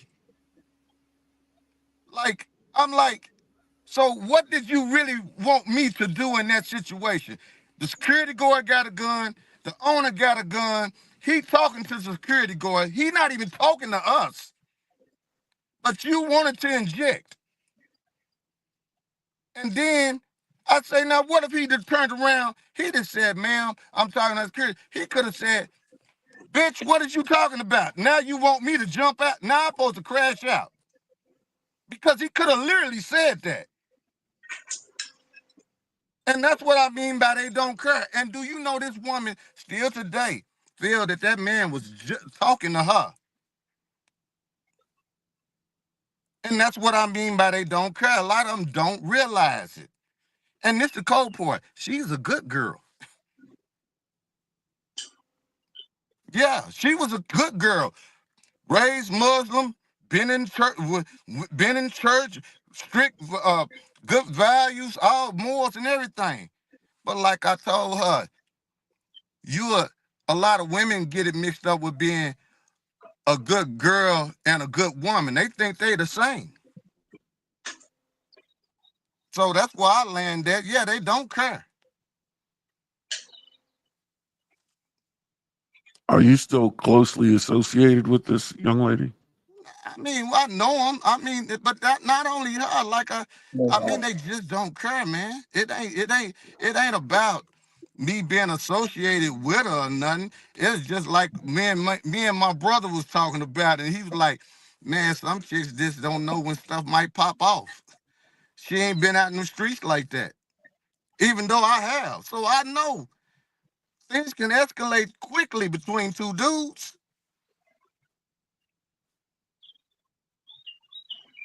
Mm-hmm. Yeah. And I even had, and this is cold part, Aaron. I even explained to her like this. I say, I got a business. If I had a pop-up or event or something, and I seen something that was out of place, and I hired a security, I'm gonna go talk to that security. Now, how have I talked to that security? That's between me and that security. But I just too damn thin about somebody standing over there saying, oh, you shouldn't be talking to this grown man like this. It ain't like I'm talking to a little bitty boy. So it's really I'm not gonna give a wiggle room of, am I still talking to her? Do I still know her? Not just her, all her little friends. Like I tell a lot of people all the time. I hear a lot of women say, oh, she's a good girl. I don't know why. I'm like, well, damn, do the dudes see this? Because evidently dudes ain't seeing how good she is, because the only one say she a good girl is the women.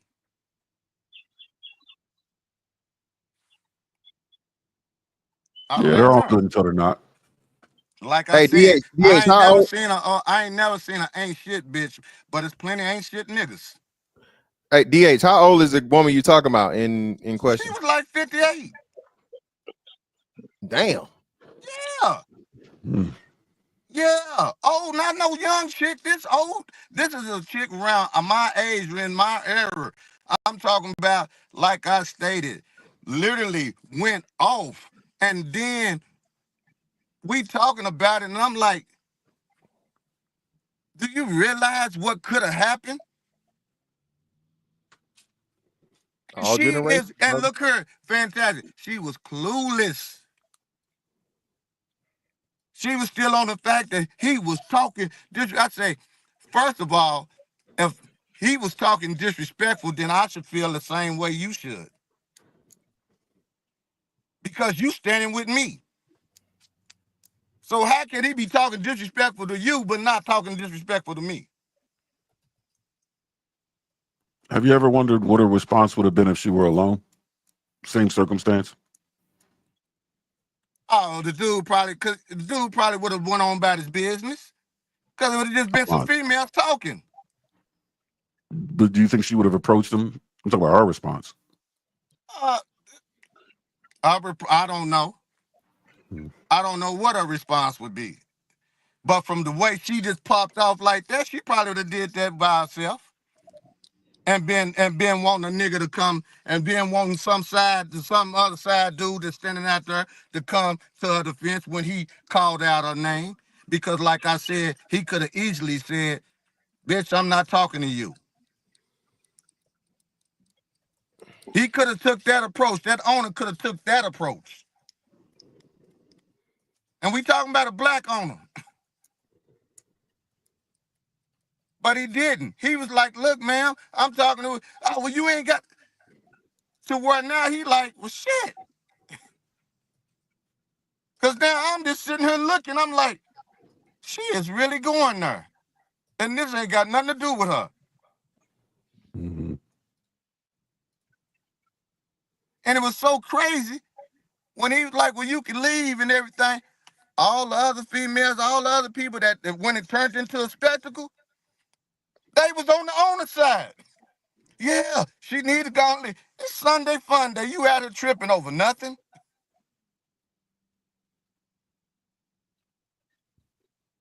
Hey, 56, 50, no, she's 57, 58. Fine, good woman, sing, church girl, all that. But like I say, just because they're a good woman just because they're a good person don't make them a good woman. Indeed, brother. Appreciate you, brother DH. Mr. Williams, what you got going on for us? All right, what's up? How's everybody doing? Salute to the chat. Good. Hold on, Mr. Williams. You still with her, DH? Nah. How long you stay with her after?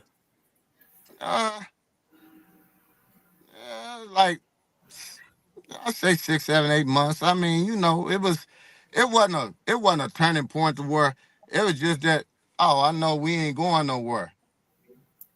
Because you don't know how to act. Hey, I know we ain't going nowhere. Huh? I missed what he said. What he said? Yeah, I fuck with him for about 6, 7 more months. No, not that, DH. But when Aaron asked me, like, yeah, you know, no, she's still around. Yeah, she's still around. Yeah, that's what I thought I heard. I'm like, yo, that don't make her bad. We know what that means, Hemp. You know that don't make her what? No.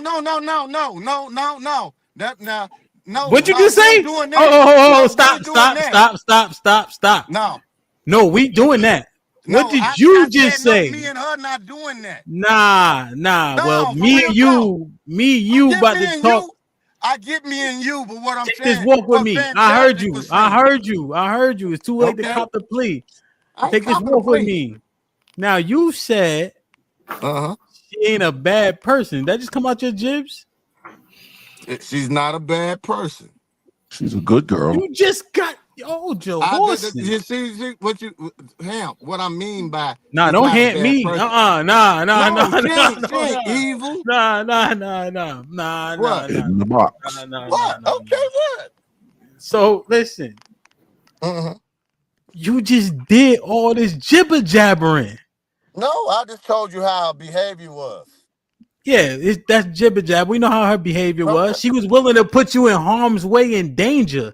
That sound like some evil shit. Yeah, and you still clapping them cheeks. Keep it calm. No, I did not keep clapping the cheeks. No, I did not keep clapping the cheeks. You want to have a push-up contest with me? Keep scapping the cheek. I know I did not. Do you want to have a push-up contest with me? That stutter took a lot. I do 10 push-ups. You can't do 11. Huh? That's what I'm confused too. So I just might as well ask you some confusing shit. If she gonna put you in harm's way, yes, to where a nigga will smoke your boots because you know ain't nobody fighting, and you know That's you true, just said that we can't. Hold on, let me finish. Let me finish telling you. Well, first and foremost, you know I love you, right? First and foremost. Gotcha. Now, you just told us that we can't even have fun outside because we always got to be watching our rounds. It ain't even fun for us to go outside. So not only can we not have fun, you got a chick that is about to get your head. Don't get a phone call. Whoever, somebody call DH. Huh? Do what? My phone died. Do what? Your phone died. Oh, we can't see you, DH. Huh? We can't see you, bro. You went on black screen on purpose, huh? Can you see me? No. We can hear you. He done text somebody, told me to call him. I was in a bad area. DH done text somebody. We noticed. We noticed. Robert said that's what I call it. No case. Hey, DH, man, I ain't fucking with you. I get what you're saying. Okay. No, I get what you're saying. But I'm gonna be real with you. We never went back out. We never did nothing else in public. Wait. So for the 6 to 8 months after this event, did you two have amorous congress at any point? Say that again. For the 6 to 8 months after this event, were you two still involved intimately? Nah, we wasn't doing that. Because like I say, I know the type of woman that she was. If I'd have did that, if we'd have been intimate again, she'd have thought all of it was done. She'd have moved the same way.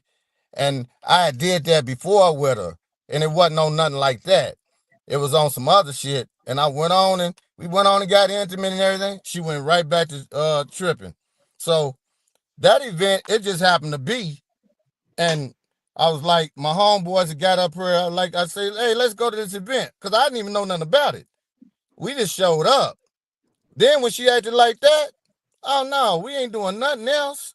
Nothing of that. Because I know some people going to go to the kill floor. I'm trying to go under the floor. Okay. So I couldn't. And that's one of the reasons she pissed right now. Because I stopped having sex. Yeah, that's one reason she pissed right now. How long ago was this? How long ago did this happen? Like last year sometime. Okay. It was like last year around the summer. You know, when it was hot, they was doing Sunday fun days. My homeboys came into town. I didn't even know nothing about it to tell. I said, oh yeah, I know that little spot.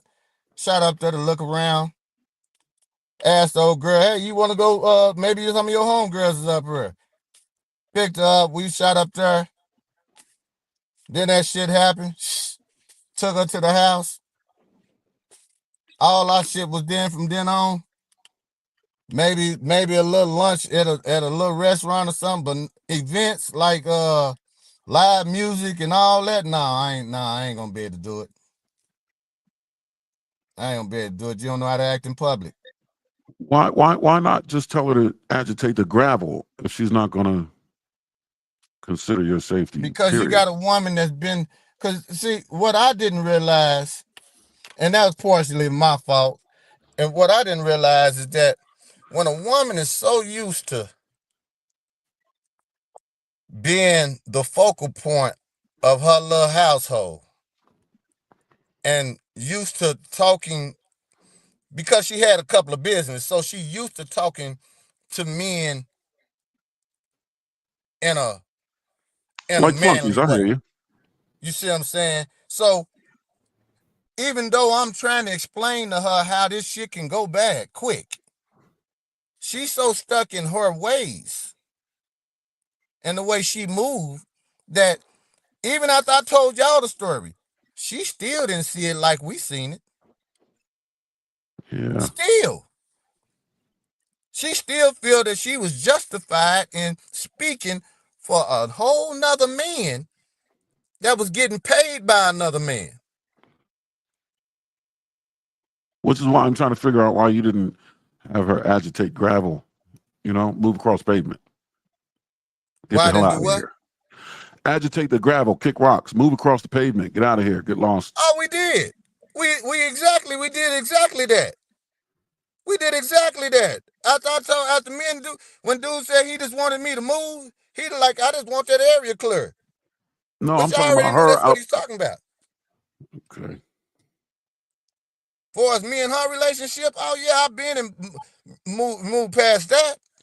Right. I've been and moved past that. I'm 56. I've been through it. I did a lot of shit. I seen a lot. I've been with a lot of women. And she ain't the first. And hope that she ain't gonna be the last. She be the last of that. Well, that's good news. Let me get Mr. Williams in it. You all right now? Yeah. Mr. Williams on you. Mr. Hey, what's up, y'all? Hey, what's going on? Because that threw me for a laugh. I think majority women kind of understand and wouldn't put a man in jeopardy, especially what I see out here doing shows and all that type of shit in clubs and everything. I think it's pretty much just ratchet women who really just don't care, and I think it's just a loud minority, to be honest. Can I say something to that? Aaron? Hello. What? Can I say something? Can I say something just to add to what Mr. Williams said? You do Go ahead. I clubs want and to see what shows, right? Ali has, but go ahead. Yeah. You said clubs and shows and stuff, right? Yeah. One thing I've always known, you can't even dress code women from acting stupid out there in the clubs and stuff. You can tell a dude, you can make a dress code for dudes. I don't want no tennis shoes, no ball caps, no long tees and everything. Most dudes is going to acquiesce and have everything and be clean. Women and a lot of dudes can see they ops in the club, but they're on something different. So they be like, yeah, as long as everything stay cool, it's cool. Women, But I mean, women, like they even can when be you in talking heels. when you And talking women about will, I watched 2 5-foot women shut down a whole club. Didn't throw one punch, just arguing. Yeah, no. Well, so as someone who used to own a nightclub, the dress code for women, that's a different thing. That's a completely different. You kind of want I'm to. just speaking on their behavior. Oh, you had mentioned Their dress behavior is outrageous, regardless if they got on heels or not. But that's not most women. That's most women that be in the clubs, because most women in the No, it's clubs ain't not, all ratchet. man. No, it's not. Most Because women in then the you clubs wouldn't ain't even. all ratchet, Mr. Williams. If majority women acted a fool, man, the club wouldn't Majority, survive. most. Let's put it like this: it's more than it should be. More than half of women that go out into a club, man, they going out to enjoy themselves. They're not gonna be sitting there doing ratchet shit Until they see they ops. Most Why women has will not everybody let gotta have an most op? women What will type not of give a clubs you go pass. to, man? I'm not just saying talking most about no women won't hole give in a the wall. pass. Hold on. DH, I'm gonna drop the link. You gotta drop out and come back in. We can't see you. All right. We can't see you. I think after you got a phone call, it made your screen black. I want them to finish that convo real quick. So, because Mr. Williams said the most ain't acting ratchet. DH said that they are, and men ain't having fun. And the girl put his life in jeopardy, but she ain't all bad. And he dated her for another 10 months. So I just want to understand where we at with it. You feel me? You need to stay out of hole in the walls. That's what the hell he need to do. But didn't sheath the sword. You go in the project He club? back. Alibaba Trigger Mike, what up? What's going on, man? I miss y'all. I just want to make sure they finish this convo, man. Miss Fantastic, Aaron, I'll be right back. Bet. Now, what y'all was talking about? I wanted to touch on something No, I Mr. was just Williams saying said. most women that be in Yeah, you can clubs jump right in. I just most wanted them to women, finish. who? So the premise is, Mr. Williams, most of the women just chilling. Yeah, they just going out there enjoy themselves. Look at Yeah, I get that. I get that. I get that. I get that. Now, if you got a group of sluts or something like that from the Look, hood or they in the something, club yeah. too. But my whole I thing, mean, I'm I'm not just even saying, speaking man, on like I'm majority not even people are speaking not on doing it. sluts. I'm not speaking on sluts, And you talking ratchetness. about ops? What are you talking about ops? What These I'm bitches saying, is what young. I'm What saying they is this. gangsters? They criminals? Hold on, Mr. Williams. All I'm saying is this, Mr. Williams. Don't get caught up over the word ops. All I'm saying is most women, most of these new modern day women that's going to the clubs and different things of that nature, they can see a woman that they're getting into it with, and it will go down right then, whether they got on heels or not. The You must difference be talking between about most women in men, their hold 20s, on, man. We ain't come talking on. about the little All right, ratchet ass clubs, bro. I'm not talking. Look, So you if mean to they tell me got it's them a in, gang of 40-year-olds out here fighting and shit? man, a man just lost his life up here in the city, 56, over a spilled drink. And where was the club at? It matters a damn what it was. It was a big club. It wasn't on the ratchet side. It wasn't none of that. It was the entertainers that brought them. I can't help that if Jaquez and Vito brought in some ratchetness and all that, and they didn't bring in all the red bottom chicks. Wait a minute, man. For one, look, let's get this understanding, man. We need Okay. to, for one, entertainment life is different from normal ass people. Let's get that understood. I get it. Okay. So if you're in the entertainment world and you're doing certain shit, you're not gonna be around as much ratchet shit as you would in the hood. That's why I asked you what a club was, and you talking about ops and shit. That means you No, dealing what with I'm telling you. street shit. Okay, well, hold on. Okay, well, put it like this. Most people, this club was in the downtown part of the area. Okay, I'm not caring about the entertainers. Like I stated, it was a dressed event, dressed to the T, and a dude lost his life over a spilled drink. Over. Yeah, now, So when I tell me say, this: hold did on, he wait, get shot inside the club? hold Hold on, up, just wait. answer this one question: did he get shot inside the club or outside the club? It started in the club and went outside the club. He So got a then chair hit they over was his just head. fighting this shit. He got his chair hit over his head in the club, if that matters. And this was about a woman? A woman and a drink. A woman and a drink. So you gotta fill me in on what happened with the woman and the men and all of that. How did it get started is what I want to know. Because you're not being descriptive. Listen. All I stated is that they was in a good, it was an event. Everybody dressed to the time, drinking, shit get happen. He spilled a drink. She spilled a drink, bumped into the dude. They started fighting. Now you got 3 dudes facing life sentence. DA Tiny gonna lie, bro. I love you and shit, but And it that sounds just like you happened just here in the left a day city. party, bro. I swear to God. Huh? It sounds like you just left a day party, brother. No, I didn't even go to the damn thing. I heard about it because I was my homeboys on the dispensary, and the one did it. They dude is the one that promoted the event. But can we get back to the fact that majority people are not just sitting there doing ratchet shit? A majority of women are not going out. I said that. Doing ratchet behavior. Well, let me kind of mediate here, and then we're gonna move it on to brother Alibaba. Listen, Mr. Williams, you talk about Louisville all the time. DH brother, I'm hearing that her. So you from either St. Louis or Memphis? Where you at, brother? No, I'm from Oklahoma. Oklahoma. Okay, so Oklahoma. Well, I don't even know what y'all got out there. Okay, but that her brother, that let me know right there. Hood Central, wherever. Okay, as soon as I hear that her accent, I already know what type of time is on. Okay, so Miss Williams, put that in the proper perspective. The man told you the woman was 58 years old and she motherfucking jaw jacking with niggas with pistols on their hip. Okay. Well, apparently that's just area. So hold on. So for his area, and it's certain. It's like, hey, that's what I was saying though. Fantastic. So he's talking about for his area.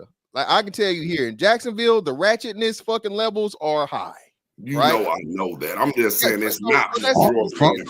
Farm animals, and ranch hands is what you got. You know, my brothers are in Gainesville, so you know. Yeah, so that's what I'm saying. But let's move on to brother Alibaba. Greatly appreciate your presence, brother. Go right ahead. Your patience. I mean, go ahead, brother. And salute to everybody before I say anything. Cheers. I want to touch on something that Mr. Williams said earlier in regards to the collective and you know, not being ratchet. There's a number of conversations that we've had that kind of, I would say, surmise what I'm about to say. I think I heard Aaron say something earlier about attention, right? The importance of attention. We're dealing with women, right? That's known. So when we start talking about ratchetness, we have to remember, I'll stand with something else that Mr. Williams says, the difference between the internet, right, and the real world. Well, what happens is that this ratchetness, unfortunately, and we all know this, for the last 30 years has been promoted, right? And it has gravitated to large portions of our populations. Poverty, rich, middle class. Don't matter. They've all adopted these behaviors. I can show you ratchetness in a millionaire neighborhood because I happen to live in one. I can show you ratchetness in middle class neighborhoods because I own properties and that's where I'm from, middle class neighborhoods. I can show you ratchetness in poverty. It's a decline of an overall culture that's impacting everyone, right? So, good thing about this show because y'all talk in detail about different areas of decline, right? See when I heard somebody earlier say a bad person, right? Wow, that's a strong term, right? When we say bad person, we are usually talking no standard. We're talking moral, right? We're talking about a robber, a rapist, a thief. You know what I mean? Mm-hmm. So when somebody's lifestyle clashes with ours, outside of that moral fabric, right? I would be careful to label them a bad person. It was more of a bad situation and a bad fit. You understand what I'm saying? People are different. This is a big world. Bigger than a lot of people know because they haven't traveled enough. It's a lot of different people with so many different standards. You go to one church, you go to that church for 20 years and find 30 people that went to that church for 20 years and give them a test, right? You with those 20 people. And when you go find that y'all got 21 different opinions. You understand what I'm saying? It's a big world, man. And it's different things that captivate our minds that form who we are as individuals. Understanding that, I have a question. I said, understanding what you're saying, I have a question. Do you think do you think women dressing provocatively in public is a bad idea? It depends on where you talk about in public. At work, no. Daylight at the shopping mall at a social event, going to a club. No. Yeah. Like walking out your door. Out in the world, out in the supermarket, the mall, Walking going to out the your mall. door. If she's single going to the supermarket, yeah, that's expected. No, is it a bad idea to be dressed From provocative? from whose perspective? A woman's perspective? You know what a woman's after, man. She's after attention. Nope. I just spoke on it. I'm asking your perspective.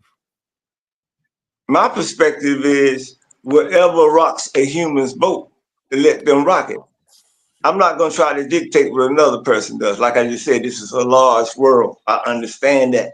I understand people are different.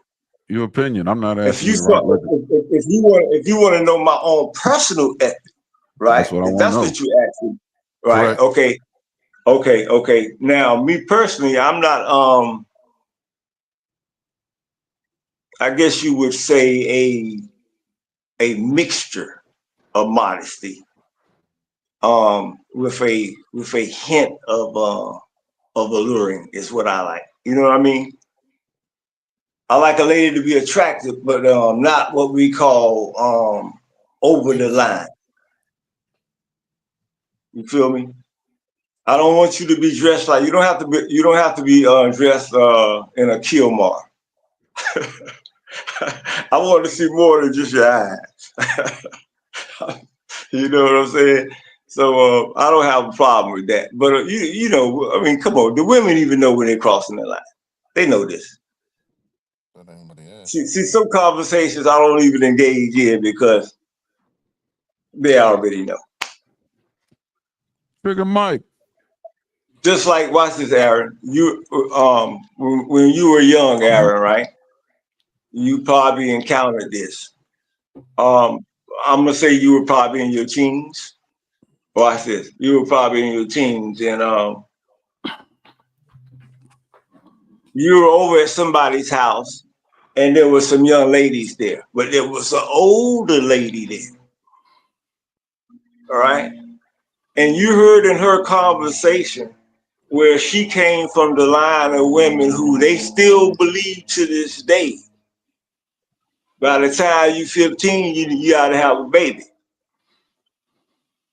No, I've never experienced that. See, that's how big this world is. You got people that like that still exist. So yeah, but a dumb idea is a dumb idea. yeah, but you know, I understand those people. Not saying that like I said, I understand situations. Situations are mental, they're financial, I can go on and on. They're health-wise. There's all type of situations in this world that creates a human being in the state that they're in at the time that you meet them. So and that's what has to be understood. Right. Let me see what Trigger Mike's opinion on this. I think he's a I'm bit not more. I'm with whatever a person does.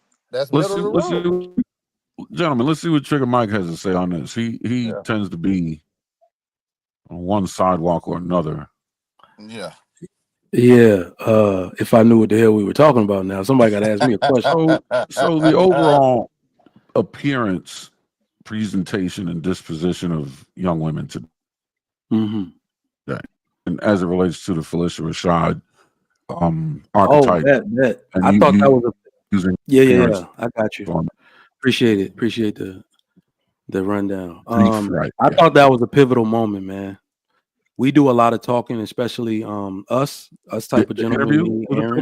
You're saying the interview was a pivotal moment? It was a pivotal moment. Oh, okay, good. Because remember, like Fantastic been saying it. I heard you say it sometimes, Aaron. It's like we get up here to let them know our position and what we're not going to tolerate, but we shouldn't be talking at all. Why are we talking? The grown women are the ones that need to be brave and stand up and let them know this ain't going to be tolerated. I don't like my image played with like this.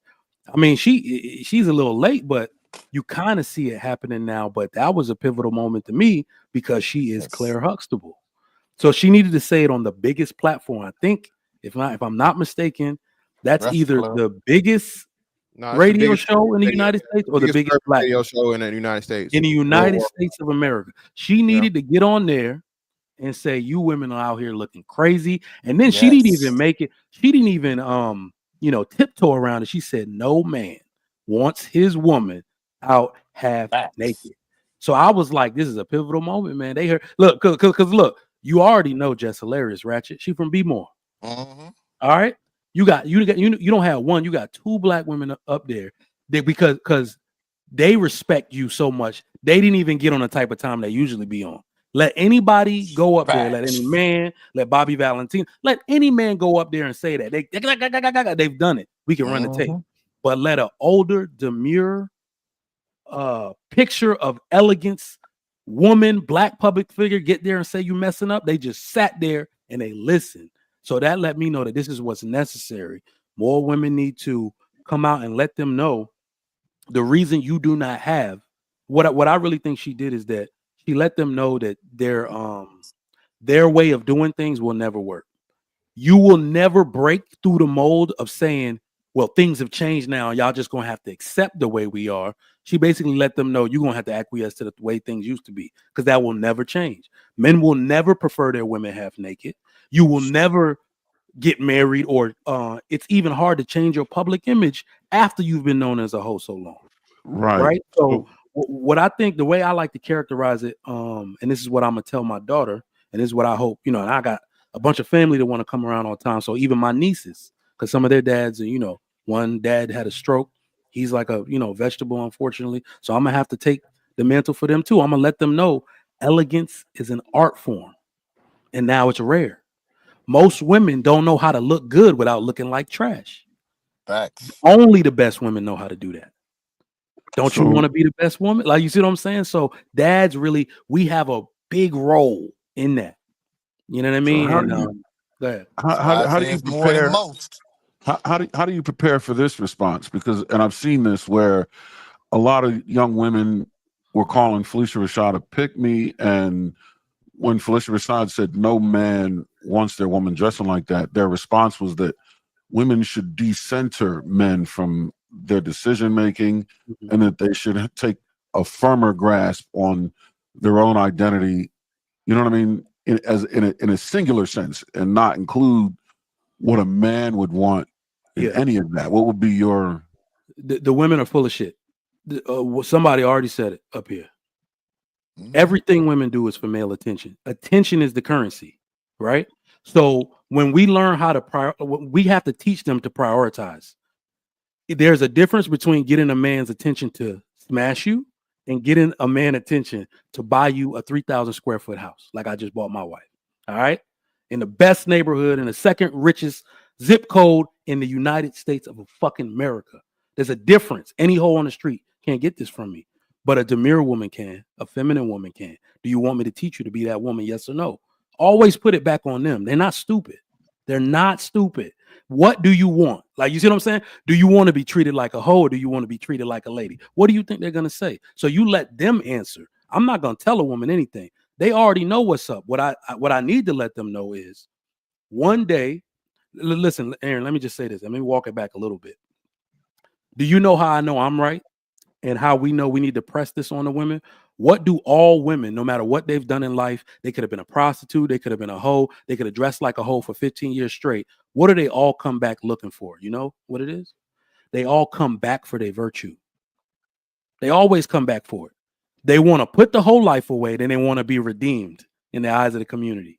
All right. Black China did OnlyFans.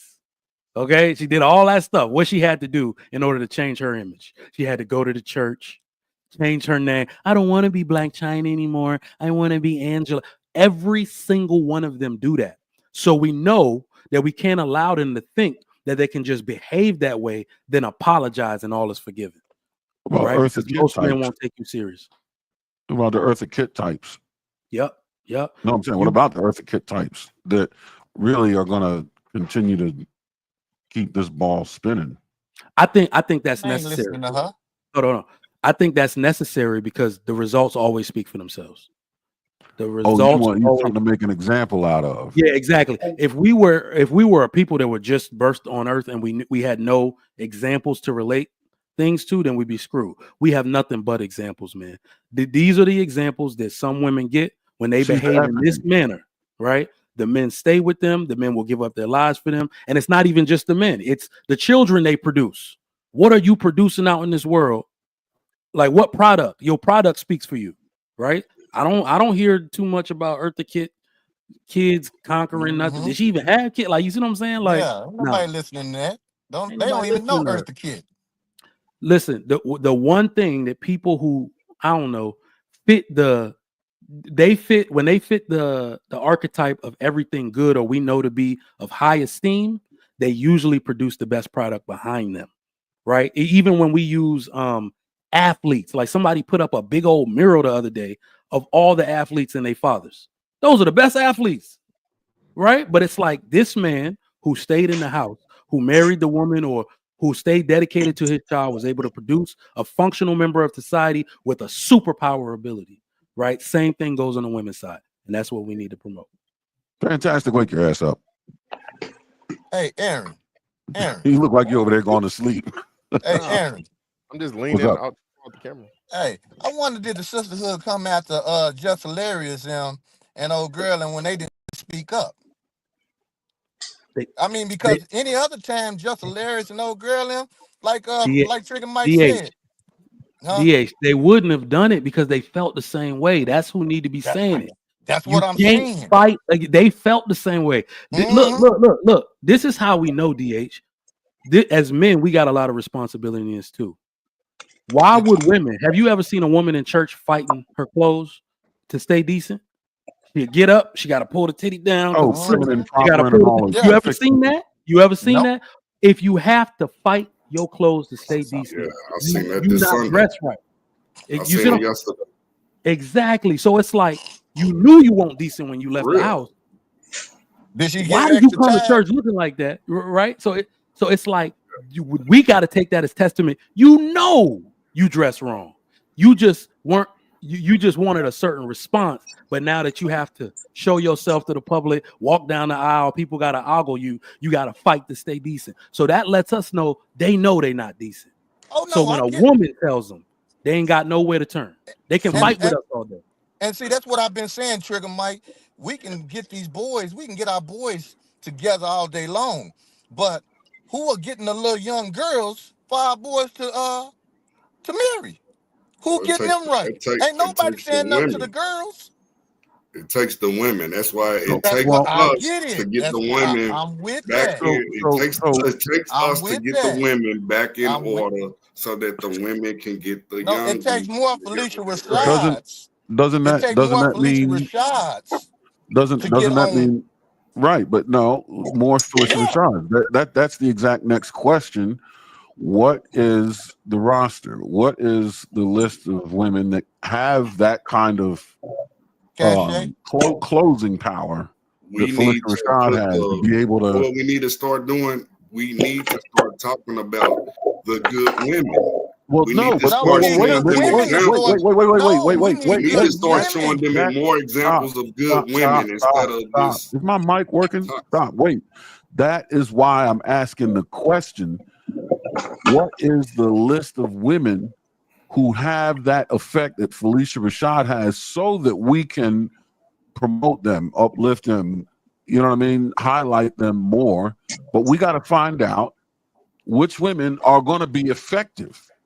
That's a damn and which breed, ones Aaron. are going to be chameleons and which ones are going to be ineffective. Aaron. No, he asked a really dope question, but we also got to be prepared for the possibility that it might be a little too late. Yeah, that's a damn breed. So Aaron, let me just say this because this is where my brain has been lately. Because I used to be on the change narrative, then I realized like we all got like a superhero savior complex. We always think something can be saved when more often in history, what has happened is something died and then something new arose. Angela Bassett. You see what I'm saying? So it's like, how toxic have these women been for 60 years? That's 4 generations. Yeah, 4 generations of toxicity, no father in the home, nobody to teach them elegance. Not only was the father not there, the mother bought into the single mom narrative. So now you see what I'm saying? So it's like, do we really have the capacity to change anything? Or do we really need to let the ops get out the way completely so we can teach something new? So well, everybody can't go. The ops always have to get out of the way, but are the ones that can't, are the ones that can change, are they worth pursuit? But Aaron, you got to look at it like this, like he's saying. we got to have, like Vince Williams saying, we got to have good women to talk to these young women. And that is not happening. That's just not happening. It's almost like we didn't let the inmates and took over the asylum. Phylicia Rashad would disagree. No, maybe that's what Trigger Mike was saying when he said this is a pivotal point. Maybe. Yes. I know I'm with Phylicia Rashad. Now, What I'm saying, now it's time to Phylicia start Rashad, highlighting all the classy ass women instead of showing. That's the problem. The algorithm is so off. All you see is negative shit. Yeah. We don't push the positive women enough. We don't even talk about the positive women. I'm tired of talking about these heathen ass women. That's but even all the we positive focus with, but the positive we can't don't we can't do shake that them enough. out the tree. Remember when we had the conversation? If we highlight these good ass women, the women that actually move like divas and they classy, then we would have an example to show these women. So, hold on. Can I give you a quick? Hold on, Mike. Can you name 5 classy women? Hell yeah, I can. Name 5 right now. We just talked about Phylicia Rashad. We just talked about Angela Bassett. My daughter. What are you talking about? All right, so let me say something real quick to Mr. Williams' point, because like you're right. That's what we should be doing. But let me tell you why it's not happening, though. That's the more important part. People that are married, people that have good examples, we've all learned to stay silent to protect our peace. Because once you bring it out to the forefront, the toxicity is so bad that the people who are doing the righteous things, the people, they get attacked. To be right is the wrong thing. Guess what? Then everybody need to get thicker skin. See, now we got another excuse for not to do this shit. But check this out, Mr. Williams. What I'm saying is, like, how can you show up having done everything right and then you're the most attacked person in the room? That's part of the responsibility of it. I agree. I'm not disagreeing with you. If it was easy, guess what? We wouldn't have shit. I'm not disagreeing with Now you. we got a reason to just say, but hold on, Mr. Williams. That's why I'm here. You see, I could take the shots all day. You look at the chat when me and like when everybody starts talking, they just attack all the time, and I don't. But the whole thing is, I don't give a damn. Yeah, we catch it. Like that's what I'm saying. As a married man, I believe I got a responsibility to come out here and be like, look, I did everything you did. What you talking about? I did this. I did that. Like, you know what I'm saying? I still got married. I'm still in here taking care of my kids. We have to take those shots. But what I'm telling you is, on a greater scale, we can't expect everybody to be as resilient as us, because what really should happen is that I'm supposed to be able to bring my wife up here. Like what happens if me and him do a panel with our wives, right? And we be like, this woman has been so good to me. She did this, that, and the third. They're gonna call her a pick me. They're gonna say he probably beat you. He probably do all this shit. You see what I'm saying? They will not listen because that's how bad things have gotten. So in order to protect the whole thing is you got a platform where you can beat it over their head until they do it. You can't worry about the numbers. You can't worry. No, this is the problem with us. Our race. 1 minute we don't give a fuck, but we actually do. Yeah. So if you really want to do it, because we are the strongest people on this goddamn earth, I don't care how nobody look at it. We have to take the good with the bad. We're so fucking scared of what somebody gonna say negative that we just shut it down and then we blame the people that's highlighted. I understand. Can I give you? But can I give you an assessment? That's your assessment. Let me tell you my assessment. Like one of the biggest change agents, or at least if you're doing a project, you have anybody doing a project, you ever been a manager, you know you got to understand the problem. Right now, my understanding of the problem is that things are so bad that some people literally have to die off. Like just let them die.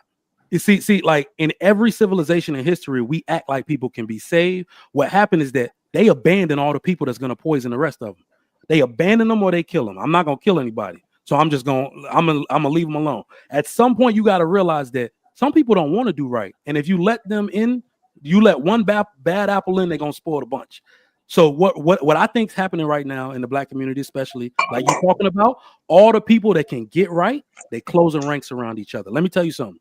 I just bought a $500,000 house. To my left, there's a black family. Skip one house over, it's a black family, and I just saw the dude going over with the closing guy, another black family. That's three black families in like a triangle. I can't even believe it. Right? So it's like all the people that are doing right, they closing ranks. They don't give a fuck. They're not on YouTube. We are going to create our own community around here. We're going to empower each other's children. We're going to create opportunities for one another because we don't got time to argue with anybody else out there. We too busy trying to raise our own goddamn kids and pay our own taxes. So that's what I think is happening now. I don't disagree with anything you said. I just think we're a little too late now for that. Yeah, I'm right. We got look. Me and my family this week, we give it for the whole entire community. We giving away free food, free clothes. Everything is there until it's gone. So I know this shit can happen because we doing it in our community. And our neighborhood wasn't always the best, but goddamn it, we have been fighting and doing this shit all my life. That ain't gonna change a woman's behavior. My whole thing is, but it can. See, that's the whole thing. Now we defeated. No. We fucking defeated now. No, we're not defeated. We know the problem. Man, I'm 49 years old and I ain't never in my life seen a bunch of fucking people make so many excuses when we won't even allow. It's just like looking at it like your kids. You're not gonna let them just be nothing or hold their head down and not compete and not do what's best to be a member of society. Really? This is what the fuck I'm talking about. So allow minority is gonna destroy our fucking race. That makes no sense. Well, I don't think that's what he's saying. I think he's saying that we should, kind of segregate and jettison the bad parts. Kind of, amputate the limb that has gangrene and save the body. Yeah, we know we're supposed to get rid of the bad, but we have to promote who's good. Well, and what he said was closing ranks in like community settings and things, but my question is, you're only doing it for your family, Aaron. Guess what? It means fucking nothing. No, he said it's community. Wait. What'd you say, Williams? If you only willing to do it for one small sector, you're not gonna do shit. If you're gonna do it for your community, do it for your community. Encourage everyone in your community. That's the only way you save the youth. That's the only way you save the youth or anything. Is by doing more than just your fucking immediate family. No. But that's not what Trigger Mike was suggesting. What he was suggesting was closing ranks that other families that you're in close proximity with, right? Geographically, right? And so I agree with what you're saying, Playboy. Like you don't want to be too granular and single-minded because it won't. I mean, there's strength in numbers. But my question is, how do we prevent the outgoing cancer from continuing to infect the part that we want to save? Let me just say this, Mr. Williams. So that's why I'm like, ideologically, what you're doing is actually not possible. Because what the most common hold on. Let me hold on. The biggest religion in the world is actually tribalism. That it's everywhere. When you go to LA, it's Bloods, Crips, all that. You see what I'm saying? Tribalism is actually pretty natural. And what I'm saying is, like, to answer Aaron's question, how do we stop what we got going on from being affected by others is actually tribalism. What I'm saying is, you're saying everybody ain't nowhere in the world is everybody connected, even though people of the same. What I'm saying is, we're doing a citywide. Hold on. Guess what? If somebody asks, I got to do the whole. If somebody asks for food, hold on, they getting their ass locked up. We're gonna keep on serving. I gotta do a summation of everything I'm saying. What I'm saying is, like, what you realize is, like, some people have a code of ethics and others don't. So the people that you want to band around are the people who have a code of ethics. We have a threshold, a limit, a code on how we're going to treat each other. We're all going to stay accountable to be punished underneath that code. Now, when you use the word community, and let me tell you what the word community means to me. A community is not a bunch of individuals. It's a bunch of families. It's a bunch of families. So family-oriented people usually only want to be around family-oriented people. right? I see the way, like from afar, right? My sister-in-law just asked me this because her husband had a stroke and he's like in a coma. So she doesn't feel comfortable leaving her son with other people, but she's like, Mike, how do I know when I'm ready? I'm like, when you're around a group of families, watch the people who are like you. If they already taking care of him, if they already trying to meet his needs, if they asking him to come out and play basketball, hey, he all right, we got him. If they doing stuff like that, then you can feel comfortable. Your spirit gonna tell you these people just like me. They look after kids. They tell all the kids in the street, move, the car coming. That's the people I want to be around. I do not want my circle infected by people who do not have this type of ideology. And we're joking if we think that's everybody that look like us. Some people, as we've said, just don't give a fuck. No ratchet ass woman. I'm not even talking about. I'm not talking about that. But y'all act as if, you know what? How many on this damn panel even mentor somebody outside of their family? I do. I have. I'm the T-ball coach currently. I do. And that's what I'm. That's all I'm saying. I'm saying, talk about that shit. Encourage other people to be mentors and shit. To actually do something. I know it's. I know where you're going. I'm not. It's easier said than done. I'm not saying it. I'm not. You can't act like it cannot be done. That's how it has always been. No. So, Mr. Williams, this is the problem, right? So again, everybody's not meant to be a mentor, Mr. Williams. Some people. Hold on. I ain't said that for a while, brother. I promise you, I'll swing it back your way. I'm sorry. No, I'm good. Some people are just meant to make sure their family is the best possible product you can put out there, and those people affect other people. People that aren't meant to be mentors raise mentors.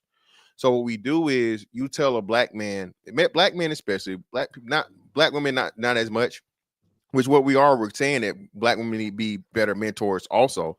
This is the problem too. We talk all this shit our way, but where are the women? The women are supposed to teach the women, right? Yeah. The women are supposed to encourage the women, correct? I remember my grandma or whatever. Yes. My grandma would quickly, even I was talking about this the other day, right? If my grandma's, when we was kids growing up and she saw a girl out with a baby that's too small, why is you out here got that baby in the air? You need to get back in the house. If you need me to come by, strangers, complete total strangers, if you need me to come to you and bring you what you need, or so on and so forth, not family members, not strangers. And this was passed down. So, Mr. Williams, what's happening is that the lack of the Clair Huxtables, that motherly wisdom, that nurturing, that understanding things that are the way it's supposed to be, so on and so forth, is gone. It's gone. It died off. The women didn't carry it. You feel me? Yeah, but I think we still a little scared. I think at times, I'm just being real. I feel like we just so fucking scared now. But it's not a scare. Like we are too scared to even. Yes, we are. As our race, we can talk a lot of shit and everything, but hey, a lot of people, they so fucking scared to even back it up what they talking about. Hey, you know what? When you right though, hold on, y'all. When he right, we can't fight him. When he right, we can't fight him. A lot of people. Hold on. When he's right, you know why they scared though, Mr. Williams?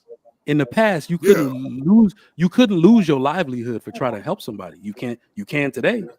You can get the shit suit out of you for approaching somebody's son today. If you tell a woman what to do with her child in the school, you might lose your goddamn job today. Yeah, we used to be able to do all that. I'm not saying that it's easy, y'all. I'm not saying that it's easy. I'm not saying it's easy. But Mr. Williams, you're not give up. All I'm saying is we just can't give up, man. But Mr. Williams, we get what you're saying, but then you're not even agreeing to our point. You just yes, I am. I just told you I agree.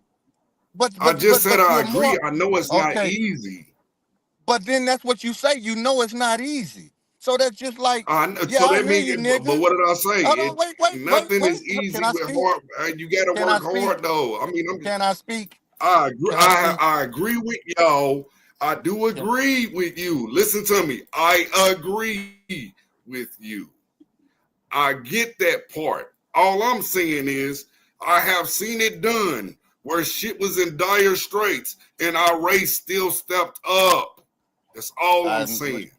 Listen, Mr. Hold on, DH. Let me holler at him. Well, hold on, Go Trigger. He been trying to speak, so Trigger, Oh, wait. my bad. No.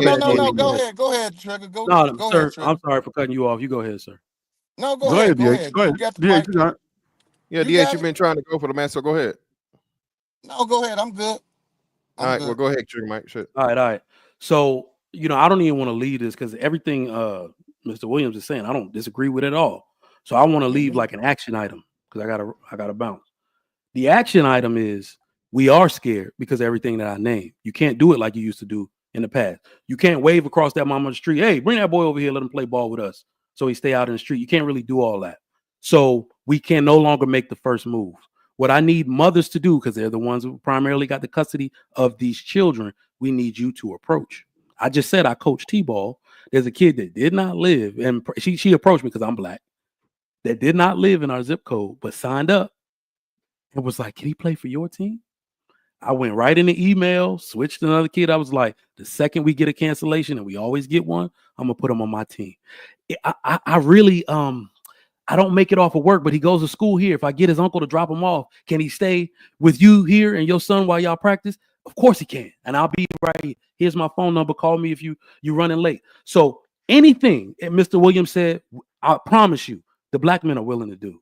Every single man on this panel, we're willing to do it. Just ask. Approach us. We got you. But you got to make the first move now because things is not like they used to be. All right? I promise you. I'm not going to turn you away.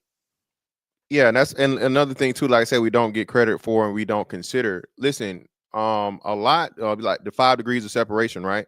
So any child that's my child's friend, you get the benefits of me. You get the benefits of me, my knowledge when they're, like I said, especially in my care. Hey, the last thing I will ever want to happen is someone have care of my children and they not be okay, because now me and you got a problem on top of, hopefully, it's not the worst case scenario. So that's what I'm saying, man. We often talk about and everybody in the chat talking about, oh, men still do that, women still do that. Yeah, but y'all claim we don't. You feel me? So that's what I'm saying. And to the aspect I was saying with the women though, that's definitely, don't tell me that you got grandmas out here like you did 30, 40 years ago, bro. It's not the same. Please, let's not play that game.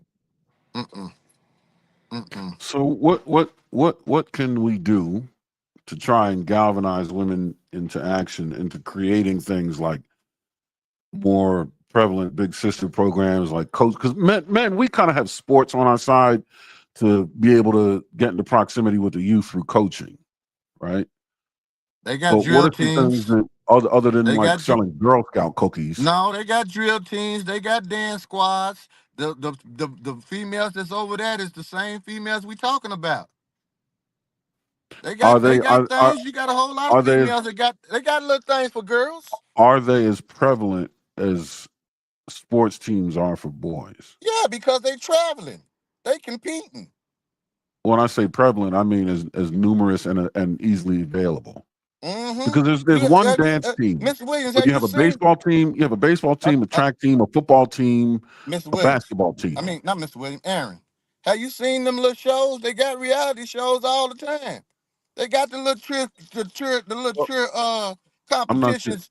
And what I'm saying. Well, just let me make sure. I had to mute for a quick second. So you asking what the girls extracurriculars? Yeah, what is something that's prevalent, right? That can expose these young girls to women that are exactly. So Aaron, to your point, like I said, and DH, I think this is what he's saying. Even sports and organized stuff like that doesn't promote femininity and the nurturing and stuff like that. Yeah. What you're talking about though, Mr. DH brother, is like debutante things and beauty pageants and stuff like that, and so they do have those things, but to Aaron's point, those aren't prevalent at all.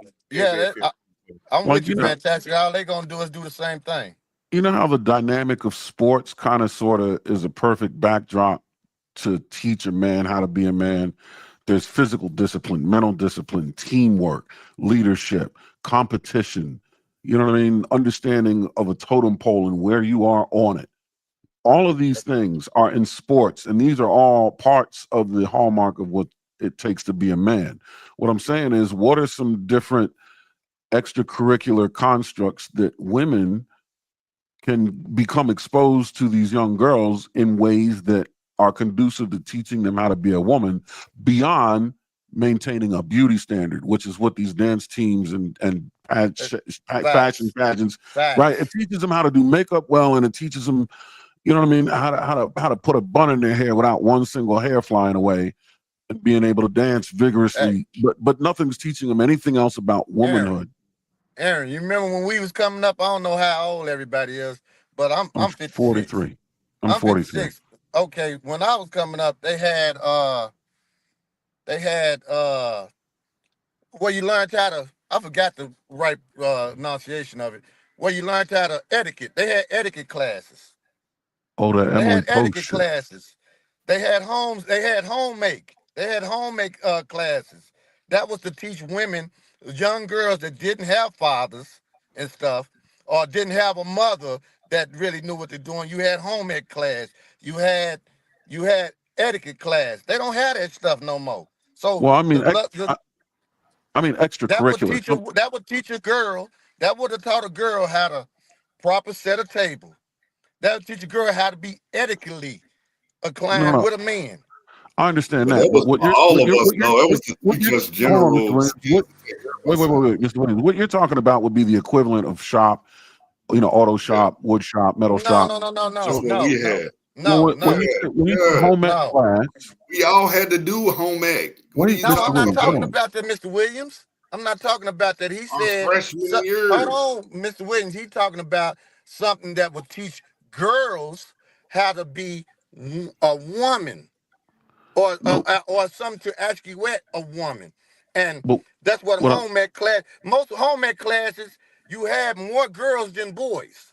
True, but Well, no, what every I'm saying boy is, had to do it though. Mr. Williams, hold on. I'm not What I'm saying what we saying is had to do. what you're saying is the equivalent of auto shop, or we say class. Home ec is a class. What I'm saying is something that's extracurricular, something that happens outside of the school setting, something that girls would actually pursue. Because home ec was a class, it was an elective, something that you had to eventually take in order to graduate. I'm talking about something outside of that, where you have to audition for, try out for, it's recreational, something that they would pursue. Because I don't think they're going to pursue home ec. Man, they have. They don't even have that no more. They have. If I may, let me interject for a minute. Aaron, go ahead, Alan. Aaron, I want to touch on what you just said. I think the women are pursuing home ec. They just don't know what home ec is. Now, I'm going to prove my point to you. My point to you is Teddy Pendergrass. And y'all been Teddy Pendergrass since he dropped the song. Talking about a 70-30, 60-40. Talking about a 50-50 love. Now, see, the reason they've been having this argument since he dropped this was because, coincidentally, if you believe in coincidence, you know what year he dropped that song? Look it up. And then look up the year, look up the last year that home ec was mandatory and a part of the curriculum. And you will see the coincidence. So since then, they haven't had home economics. So women don't know how to make money from home. This is what home economics is. They don't know how to say, HAMP, get over here. Bring me that tape measure. Let me cut you a pattern. They don't know how to make clothes. They don't know how to take the different patches and make the blankets. They don't know how to make the puddings and sell the cakes and the pies. They don't know this. See, if they knew all of this, what I'm saying, then they could sit home, right? Wouldn't be crying about what I need, because they would have everything. But we got PTA and all that shit. What are y'all talking Well, about? no, let me ask them this. Man, don't no blacks go to PTA. This shit is not highlighted. Don't no black parents go to PTA. Hold up. That's what I was saying, though. The fact that we don't talk about the good shit, we only talk about the negative. I'm trying to get it out of them. Make excuses. No, I'm trying to get it out of him, Mr. Williams. So Ali, when you said how old you gotta be to be in this conversation? You gotta be over 40? 75. Go ahead, Aaron. I would hope not. Yeah. This is like herding antiquated cats, man. Trying to bring these brothers into the 25 year. So when you said that these young ladies are pursuing something, so when you're saying that, but they're not, because they're not, I'm confused. Listen Did y'all read the super chats at least? Did y'all read the super chat? listen to their argument. Okay, listen to their argument, right? We should probably do that. None. You got to pull them up. Pull them up. I'll read them. Cool them off. I can't pull them up. We need to cool off. When we listen to the young ladies, right? The young ladies are always crying about how they want the man to do more, how a lot of them like to sit home, right? Okay, we have no problem with a woman sitting home, right? But we have a contract, a business contract. It's called a marriage. Whether y'all want to accept the terminology or not, this is law. All right. So as business partners, what are you going to bring to the business just sitting home? Right. So when you start talking about those percentages, right? The only percentage we care about is 100. That's you giving 100 and me giving 100. I don't care what it adds up to the end of the day. Just make sure you give me 100. Right. But how does That's what's important. How does that evidence? How is that evidence that women are pursuing? And like you said earlier, right? The women have not passed down the woman craft. There's a lot of crafts that men haven't passed down. That's why you saw a generation of men walking around here with their asses showing. Who passed that bullshit? Oh, who 100% believe that. I just did a live show. No, trust me, I understand. I just did a live show on how to rotate tires a week ago. So I'm with you there. But what I'm saying is you said that the young ladies are actually pursuing some kind of edification on. It's almost like saying, listen, it's almost like saying, I learned this a long time ago. It's easy for me to criticize you. All right. So I'm your trainer and you're a boxer and I'm sending you out there. Fantastic is kicking your ass. All right. So when you come back to the corner, right, and the last thing you need me to hear you say is, Aaron, look, Fantastic is kicking your ass. Look, you already know that shit. Right? You the one out there in the ring, right? So I need to find out why he's kicking your ass. Something that worked. Right? Right? And we're gonna use that as the inspiration. Look, he's missing the right when you duck it to the left. Stay left. Stay left. Right? And we're gonna build on that. Right? So when you look at young ladies and their problems, right? Watch this. I'm saying from a positive perspective, right? Even though morally and standard-wise, I may not agree with it, right? Okay, you got a young lady, hypothetically, several, but this fits probably millions on profile. They have the father's not there, right? Their education is very low, right? They probably, if they work, they'd be working at what you got? Your Dollar Generals, your fast foods, you know, them type of places, right?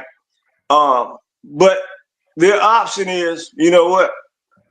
I could sit home and do OnlyFans.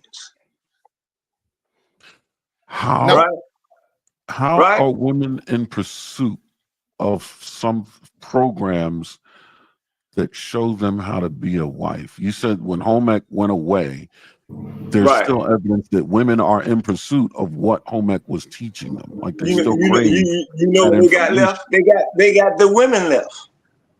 There are women. There are quite a few. There are quite a few women left who are elegant, who know how to do all these things I'm talking about.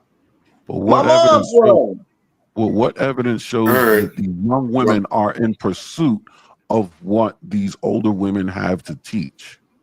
What I'm saying to you, Aaron, is women show you when they show you certain things in bad situations. You have to remember that the woman in the bad situation, right, hasn't had all the resources, right, that would balance her.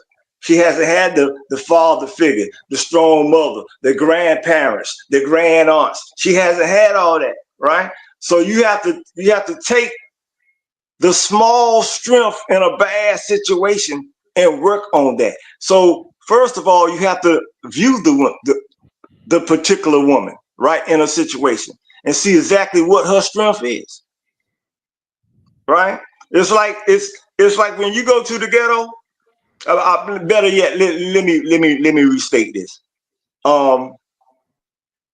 When I was young, and I might have been in 9th, 10th grade, somewhere around there.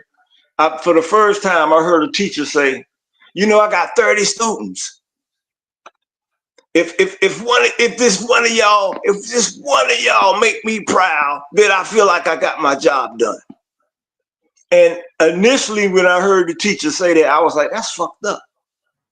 I felt that's just what I felt in my mind. And then as time went on, I you know what, I get it, and I see that Hamp just kind of touched on that when he was talking about, like, I just got a new spot and I peeped this next door,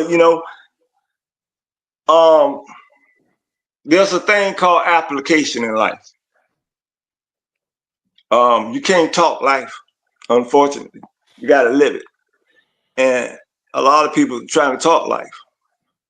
They're trying to talk life and catch up on old conversations that have been concluded, because people have concluded the correct answer and applied it years ago, and they keep moving. You know, one constant in life that we all have to face: bills. They have to be paid. Mr. Hamp, DJ Hamp, you got your finger on the super chat button. They probably have stacked up. We got to pay the bills. Hello? I got it. I have to remember. Let me make sure I got the one that hadn't been read. Baby Sneak. Did we read this one? Baby Sneak with the $5. I was about to catch my plane to the States. Might have time to come to Atlanta Saturday. I hope to see you there, Baby Sneak. If she's a Aaron, good girl, yeah, Aaron for the 218 for the 2. Go ahead.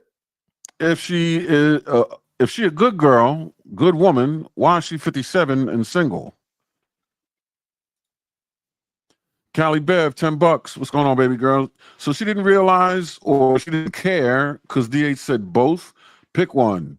Oh, and it was bad enough to talk about, now bad for 8 more months afterwards. Hashtag double-minded. Dre on the grind. What's up, homie? $5. Put my dear brother, Mr. Williams, back on trial, because ain't no way.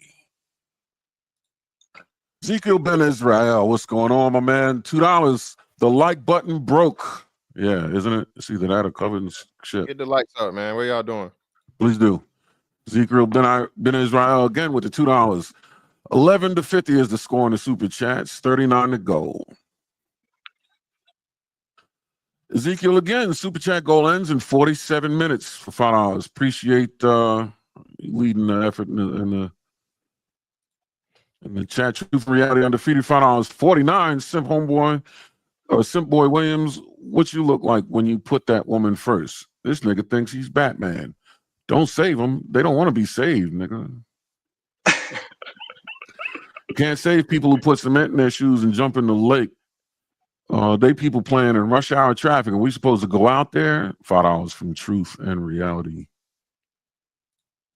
Matthew Pearson, what's up, my boy? MNU, $2. Hamp, Cash App, everyone in the chat for this. This is hilarious. Truth and Reality Undefeated. Aaron, making excuses for women and girls. It ain't so. This is the information age. I don't know is unacceptable. We all got supercomputers in our pockets. No, I would agree. I'm not making excuses. I'm just trying to figure out what the hell they're doing. Ezekiel again, Hamp, we demand your presence immediately. You paid $5 to see that happen. Missy T, $5. Appreciate you, sweetheart. Hope you're liking the show. Curtis Hancock, $5. Hamp leaving us alone in the Senior Citizen Center to go take a phone call is diabolical and funny too. Missy T with another $5. Yeah, we could use the drink. Shout out to everybody for the super chats, man. That's all the super chats. Appreciate y'all. Hit the like button, hit the like button, hit the like button. Tell a friend to tell a friend, all that good stuff. So yeah, man. I would just say, listen, this whole thing, we come back to this question overall, right? The men are doing their parts because the men have to do their parts. all right, be it directly or indirectly, and the men are always going to be the one that's challenged. When the women aren't the women they should be, they're supposed to be, or should be trained to be, it's, oh, well, you aren't good enough leaders. The women aren't being women because the men aren't leading them. You know, all these different things. So the concept of them learning the things that are supposed to be innate, you know what I'm saying, and just naturally come to a woman in her nurturing and feminine ways, there's a huge dearth there. Okay, that's the first step in fixing the problem is admitting there's a problem. There's a huge deficit in these women, quote unquote, knowing how to be women, right? And if you as a man have something to say about it, now you're in the wrong. Somebody so eloquently said in the chat, y'all need to stay out of women's business. So as long as you have a group of women that feel like the men can't even, you know, criticize or you know what I mean, say what's wrong and point out the issue and problem, it's going to be difficult, not impossible, but extremely difficult to come together with women in order to fix the issue, because they feel like because you're a man, no matter what you're seeing and no matter how accurate you are, you don't have the authority to tell them what's wrong because of your gender and because of the lack of respect for the gender. That's the problem.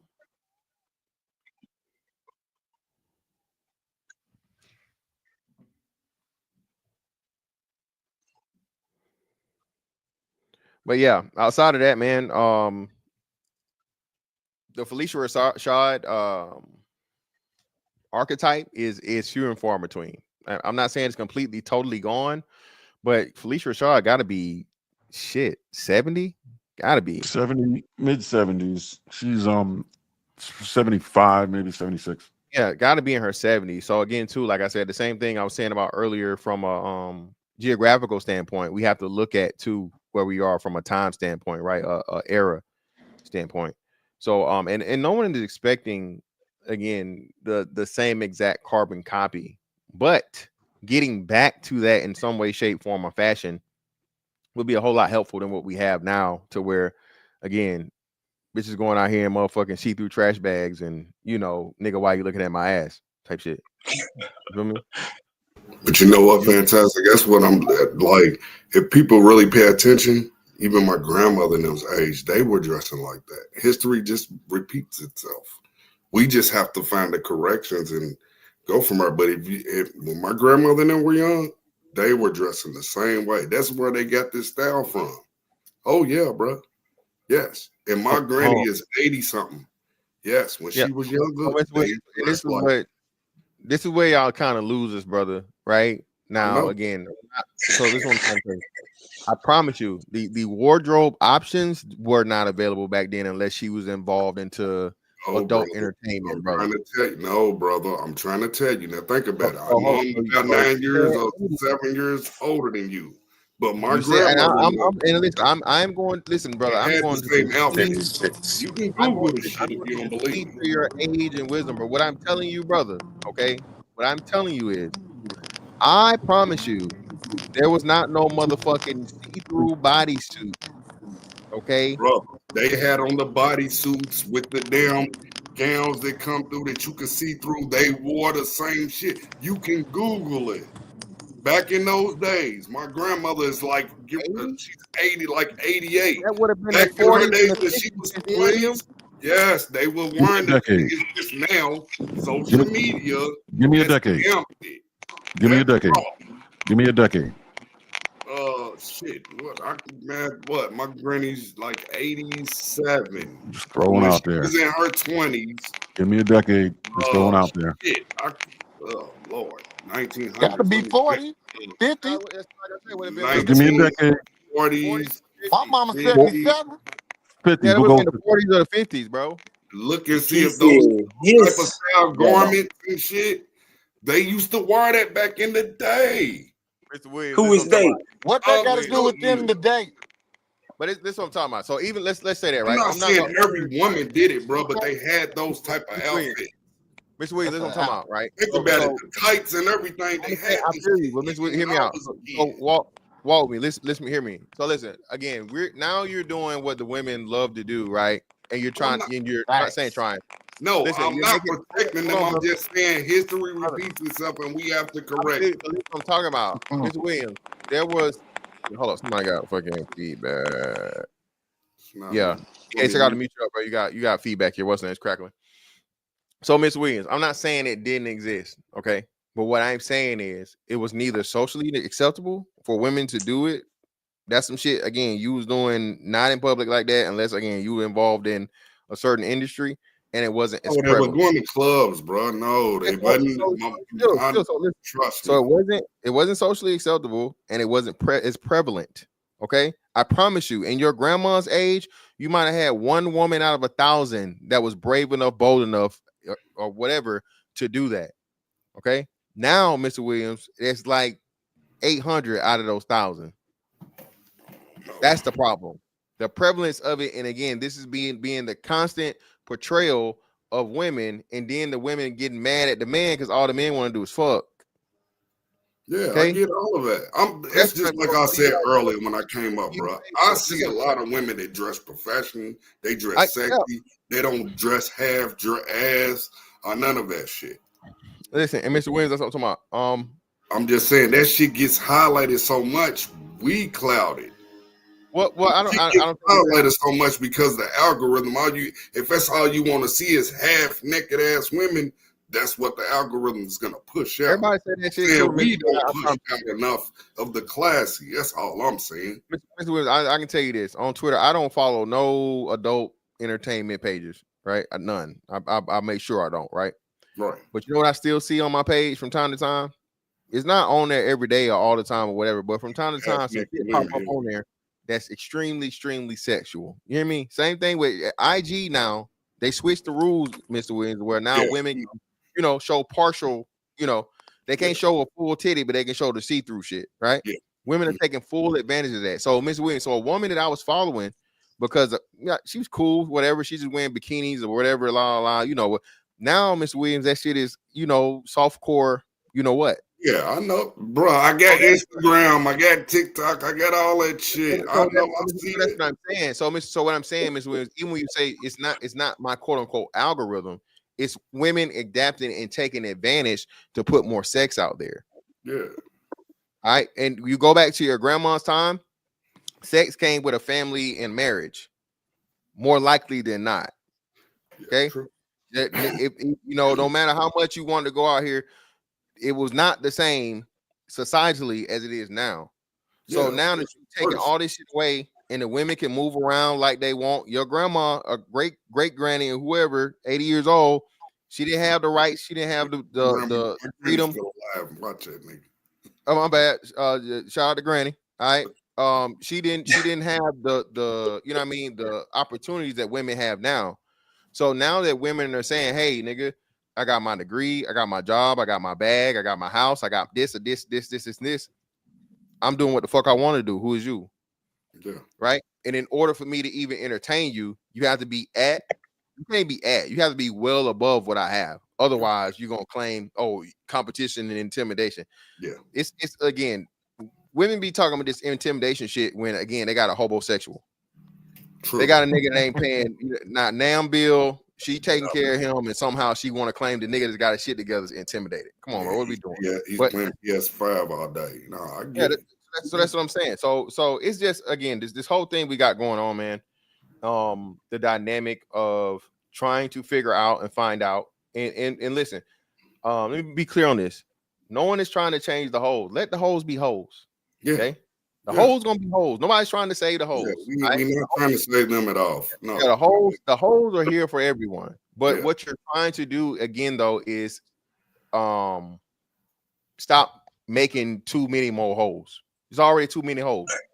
We're above the whole threshold. Facts. All right. So again, you're gonna hoes gonna always exist. Niggas is always gonna love hoes. But if you get it's like an ecosystem, right? Yeah.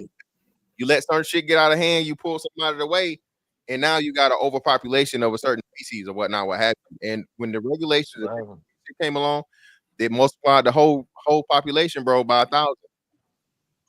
So now what I'm saying? These things that we're in, and you're trying to navigate it in real time. But if you're saying something about it, you're insecure, you're lame, you're broke, you're this, you're that, you all these different things. But go ahead, DH brother, you got it. Go ahead. What you got? Yeah, I'm right with you. Fantastic. The problem we got is the good girls standing too close to the bad ones, to the hoes. They looking alike. They damn near dressing alike. The good girls got on the eyelashes just like the hoes. The good girls got on the little bitty clothes just like the hoes. You can't tell the difference now, and that's the problem. You can't tell the difference. They are you. I heard what you said. I get what you're saying, Mr. Williams. I'm right there with you and everything. And the community thing. People been doing community wide things for years, and we still have an overrun of hoes. Regardless of what we do for the community, regardless how many free shit we give out, they still will. Like I say, when we was coming up, the good girls and hoes could separate themselves. You knew which ones was easy and which ones not. Nowadays, that's not so much. That's not so much. Hey, fantastic. I'll be back. Bet. Well, no, and like you said, man, that's the whole thing that we're trying to do real time, man. Unfortunately, trying to master this shit called life on your own by yourself is a very, very difficult thing, right? So imagine now you being responsible for riding the ship for a whole group of people. You know what I'm saying? For saying we're gonna fix the entire race and we go, do all this shit and whatnot, what have you. You gotta be cognizant of that, man, and that could be a difficult thing. And you're gonna have people that are not gonna like change, especially if it involves a whole bunch of order and discipline. So you had a whole generation or generation and a half of women that's used to strong, independent generations. Three generations. Three. Yeah, so that's what I'm saying. So now you have the men are using this message. So not only do you help the young boys so they know not to fucking, fall into the trap of you ain't got no kids, but you're dealing with a woman that got kids. You know what I'm saying? You ain't got one kid, you're dealing with a woman that got more than one. And you're being told you're wrong because, oh, well, you this and you that. No, listen, we've been through this shit. And we're trying to prevent, like you said, bro, the multiplication of the bullshit, man. And just shit is not gonna work. And unfortunately you gotta reach back and take I forget who was saying. I think it was it might have been DH earlier, right? No, it was Trigger Mike. Listen, bro. A good apple doesn't heal the spoiled bunch. Okay. A good apple don't fix the bad bunch, bro. You have to separate the bad apples. All right. If you put one bad apple in a whole bunch of good ones, that can fuck the whole shit up. You can't do the inverse. You can't take a good apple and put it in all the bad ones and they all heal, right? So a lot of this stuff is happening, and that's what we talking about here. That's where there's going to be, and it has to be, some sort of separation from the, pretty much the black people and the niggas. You feel me? A lot of people aren't comfortable with that. You know what I'm saying? It's a very, very unfortunate situation, but it's that, again, desperate times, desperate measures. If you really want to fix some shit, that's the difficult part, and that's a part of manhood that, again, people want to say when you understand that, oh, you hate your people and you hate women and you hate. No, I don't hate anyone. I just understand what it takes in order to be, if you're going to strive for greatness and bring up a whole group of people, we got to stop making excuses for a lot of the things. Shout out to Alibaba, brother. Go ahead. What you got for us? I like to add this. I think this is a part of the picture that's missing and people really don't touch on. I could easily sit here and bash the young guys, the young girls from this generation, the one before them. But I'm realistic, I'm logical, I'm reasonable. I know exactly when the ball was dropped, so to speak. So I'm not going to play the innocent one. When I say one, I'm speaking for a generation. right? So let me tell you something. I'm 60 years old, right? So everybody around my age, I'm talking maybe 2-3 years older, maybe 2-3 years younger. You know what? We guilty. I want y'all to listen to me. I'm gonna tell you why we guilty, right? Now, I know some of y'all, before I even tell you why we guilty, you're already yelling, nigga, you crazy, cause they did this and they did. I'm not saying that no other generation is without guilt. But let me tell you why we guilty, right? Why is that? So watch this.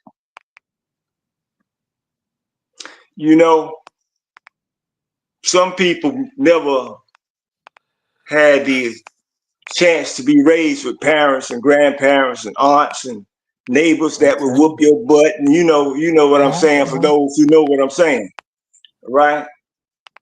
So when you're raised that way, there are a lot of things that are handed down. You know, it don't mean just clothes were hand-me-downs. There was a thing called customs, traditions, right? So we get to the point today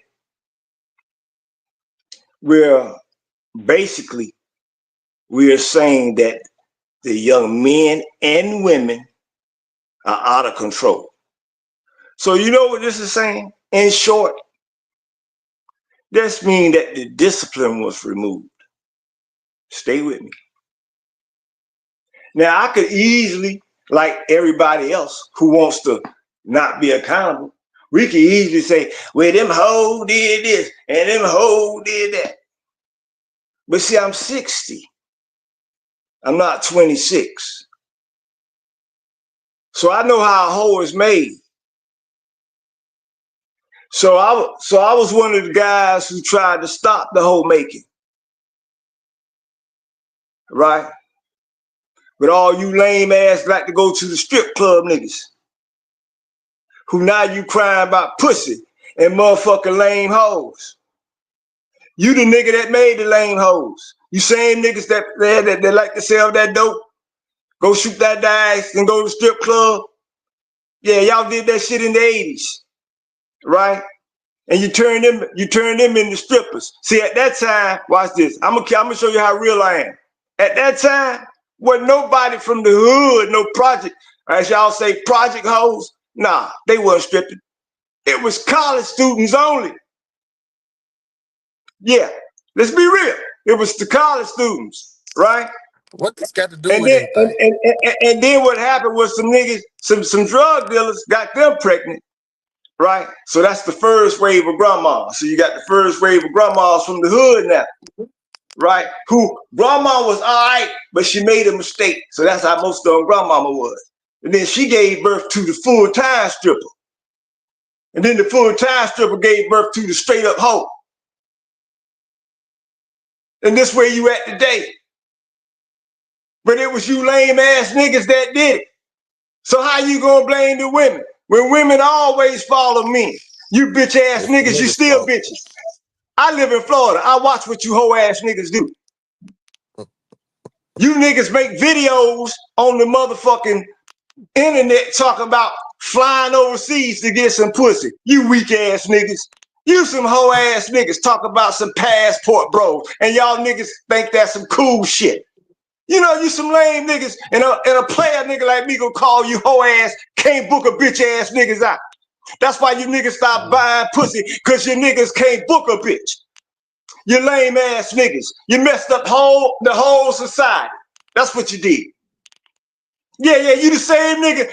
You the same nigga talking about you sell a half a key, but you got the whisper in a nigga ear, man, hook a nigga up.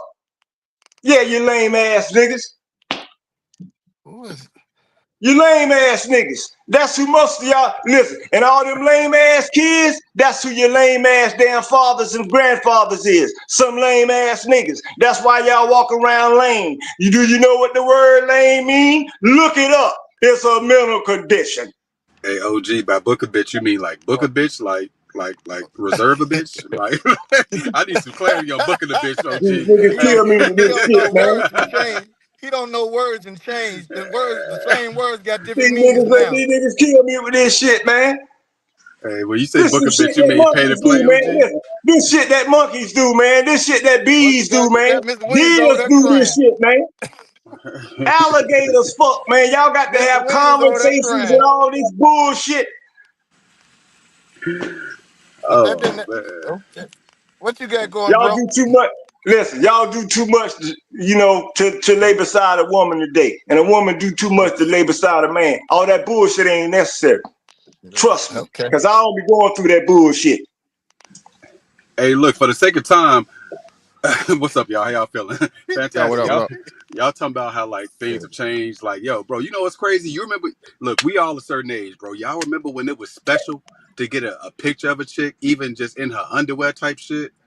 Now It's you still can go. special. Hold If on, she's OG. special to Damn, OG. you, Hold on, OG. Damn. Been listening to you for an hour and a half, OG. Salute to you, man. You got the game, though. You got the ism, though. Now, look, real shit. It ain't special no more, OG. You know why? Because I got a certain thing called Instagram. And I can go to their motherfucking Instagram and I can see everything that I used to brag to my homies about getting. You know what I'm saying? Exclusively. Now on the IG, bro, you but see what is she ain't on everything. the gram, yo? Man, look, bro, I ain't dating nobody that ain't on the gram. That's somebody grams. You feel me? They grandma. I ain't dating no grandma OG. Shit. I like I like my pussy to still have some oomph to it. You feel me? I like it seasoned, but not that season, big dog. But look, OG, I'm saying, right? Like The hell I'm y'all just there saying, talking like, about, bro? I don't know, man. What y'all up here talking about, man? He said I think they were talking about. he like a little season. He like curry. He don't like the salt and pepper. Nah, I think they were talking Yo, about how hey, times have Hey, changed. check your phone, Hamp. Huh? You seen the phone? Check your phone. Yeah, times have changed. I got about. But look, times have changed because times have changed, though, Hey, right? yo, but on the real though, to you young dudes, listen, man. I'm talking to the young guys. Listen, man. Don't waste y'all lives, man. Life offers us a lot more than sex. You feel me? So I'm saying, I watch a lot of young guys, man, waste their life. Listen, I'm saying they life. You know, life is time, my nigga. You out of time, you out of life. Trust me.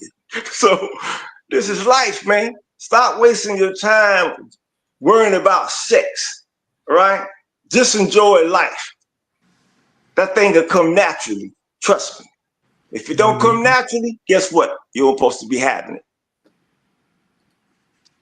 Man, this is the thing Trust about me. life, man. Life progresses, man. Shit changes, man. Like real shit. Life is just life. Like dig. You know what I'm saying? Like men of a certain age was wearing tighty whities, man.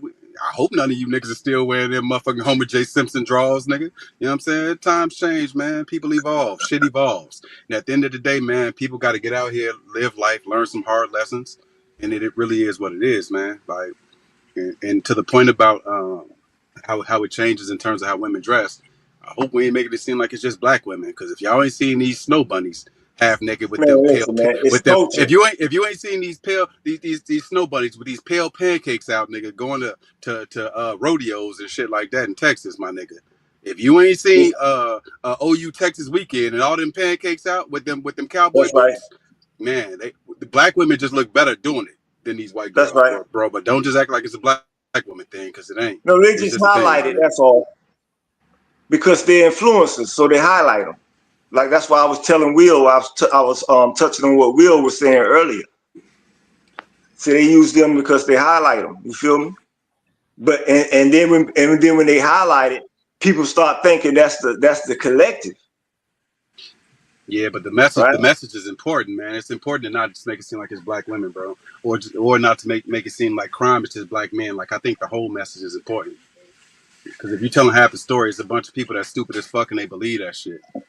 They're But you not know the around best Yeah, way and that's those white you women know and the don't. that's best why way I to was. combat that, right? Yeah, The to tell a best whole way to And fucking combat that's truth. why I that. was. To tell a whole fucking Yeah, truth. and then that's what I was saying. We gotta look at it as a whole and not just highlight all the bullshit. We're the ones that have the power to actually talk about the positive shit, but we always have some punk ass, chump ass niggas Just whining and shit about the horrible shit. Talk about the Exactly, good G. ones. Talk about the good women. Talk about the classy ass women. We don't do it, but then we want to use an excuse. Well, no, that's a defeatist mindset. And I said that. That's why they And I'm don't gonna know the keep way, on getting Will. pushed Hey, back. hey, look. For instance, us older niggas come up here and niggas talk about the young niggas like all types of shit. You know what I'm saying? As if we wasn't a bunch of goofballs. As if our parents wasn't the ones that got hooked on dope. You know what I'm saying? We was the ones that we made drug dealer music. We made drug dealer culture cool. Now they making drug user culture cool. Nigga, that's a natural offshoot of what we did. So it's hard to come up here and come on the internet and talk shit about the young niggas when we was young, stupid ass niggas that did stupid shit, and now they are just continuing on the tradition. My bad. Yeah. That's and right. That's why I say talk about 100%, Sean. That's why I always say, hey, it's cool for us to, you know, if we want to come up with solutions, we're gonna talk about the good, the bad, and the indifferent. Right. So that way, don't you know act. what? You know what I get tired of? I'm gonna tell you the truth. This is what the fuck I get tired of. I am so tired of young niggas complaining, talking about, well, y'all did it. Well, y'all know that we did it. Y'all supposed to be smarter than us. So what's the fucking excuse? Right. That means don't do the shit. Don't try the shit. The same thing I have preached to my kids. That's why none of them have ever been locked up. I'm proud of that. Because they listen to what the fuck I told them to do. Don't do this shit because you can end up dead. Now, you can go through one door where it's 16 guns. You're not going to come out alive. I go through this door the correct way. But guess what they'll say? Well, then, damn it, then I don't know what else to tell you. But then they want to battle with us as if we saying something wrong. But then it's another excuse of, oh, they don't listen. We do fucking listen to y'all. Y'all don't want to. You know, when you argue with somebody young, you know what you should ask them before you even start an argument. But I ain't got to. You know why? Because I said what I said. The whole thing is, watch this, I wouldn't say shit. So I don't want to hurt. You know, the whole thing is, they heard us say this time and time again and still using it as an excuse. I don't know. But hurt when I'm talking to young people, I always ask them this. And I say, try to ask this honestly. Before you try to argue with me, ask yourself this. Did you listen to your mom and dad? Exactly my point. I done said that, and you know what? Don't want to hear that shit. And I mean, you don't respect nobody. But see, that's my point. Is I try to get people to think like I use the mother and father because because what you do. You leave them motherfuckers alone because they don't want to learn nothing anyway.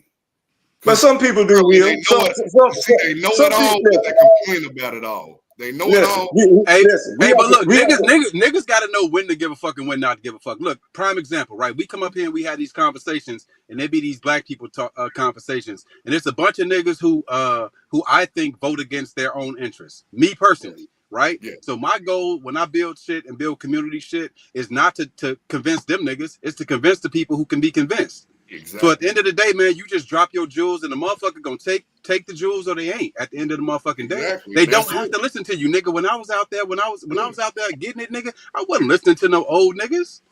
It wasn't shit you could, unless you was an old nigga that I knew was gonna give me a pumpkin head. If y'all from Chicago, you know what the fuck a pumpkin head is. If a nigga wasn't gonna beat your motherfucking head in, pause, then nigga, there ain't shit you can tell me, nigga. I don't give a fuck about what you did and how you did it. And you probably a nigga coming to be trying to get a motherfucking 2 for 15 anyway, nigga. So it ain't shit you can tell me. So at the end of the day, man, niggas be giving unsolicited advice sometimes, man. Like drop your jewels. If a motherfucker take heed, they do. If they don't, nigga, some lessons are more expensive than others, nigga. At the end of the day, keep it pushing. Yeah, you feel me? Like we can't come across like we was just this great generation and shit. And we did everything fucking right. And now, man, you young niggas, hell no. You know, we niggas don't want to hear that goofy shit, man. We made hella mistakes, man. We made hella mistakes. That's why I tried to make sure I did it with my kids.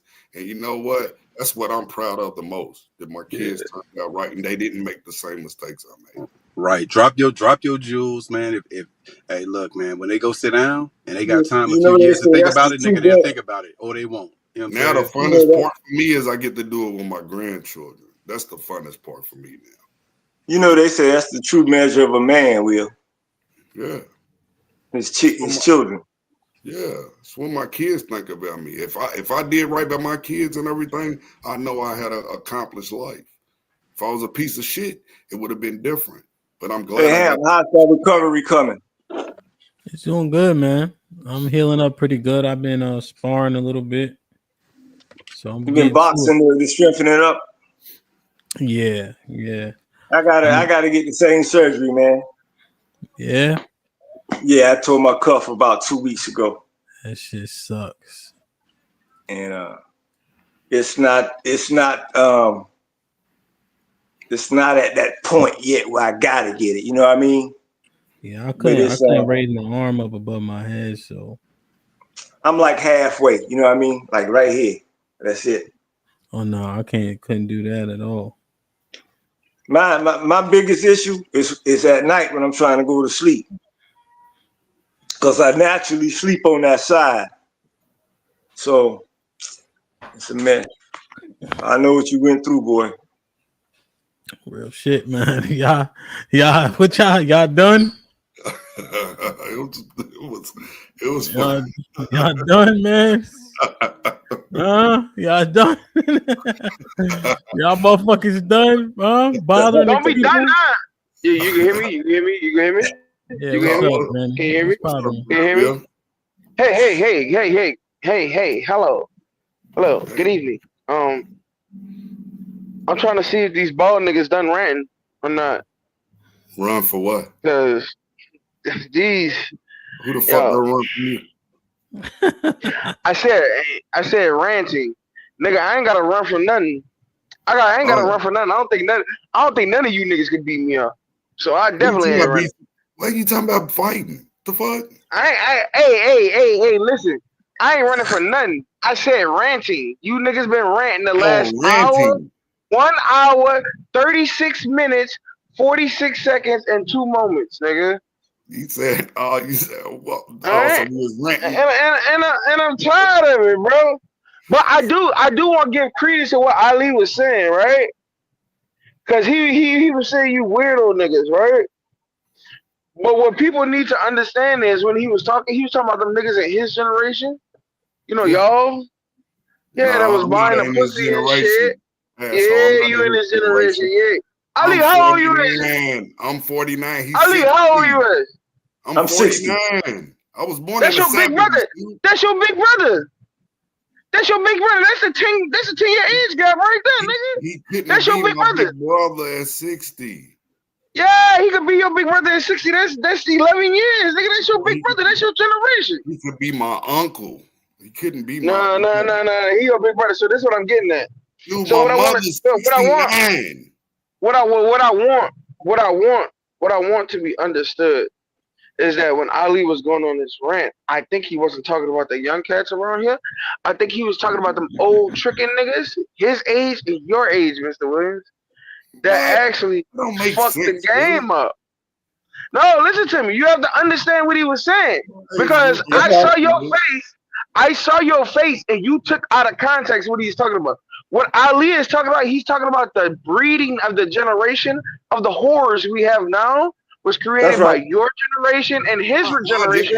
By the tricking. He's 11 years older than weak ass niggas in your generation and his generation that paid for the punani back in the town. Back in the day. Was born in the fucking 50s, dude. So I no, he's not born in the 50s. If he's only 60, this gentleman's birthday is 1963. By maybe the latest. The 60s. What 63, right? Ali 63? 64. Oh, 64. So when were you born, Mr. Williams? I was born in 76. So this is what you need to understand. What he was getting to, it was them weak ass, tricking ass niggas in your generation and his generation that sowed the seed of the destruction that the women are now. We're dealing with the ramifications of what you did. The sins of the father will have to be paid by the son. That's right. So this is what he.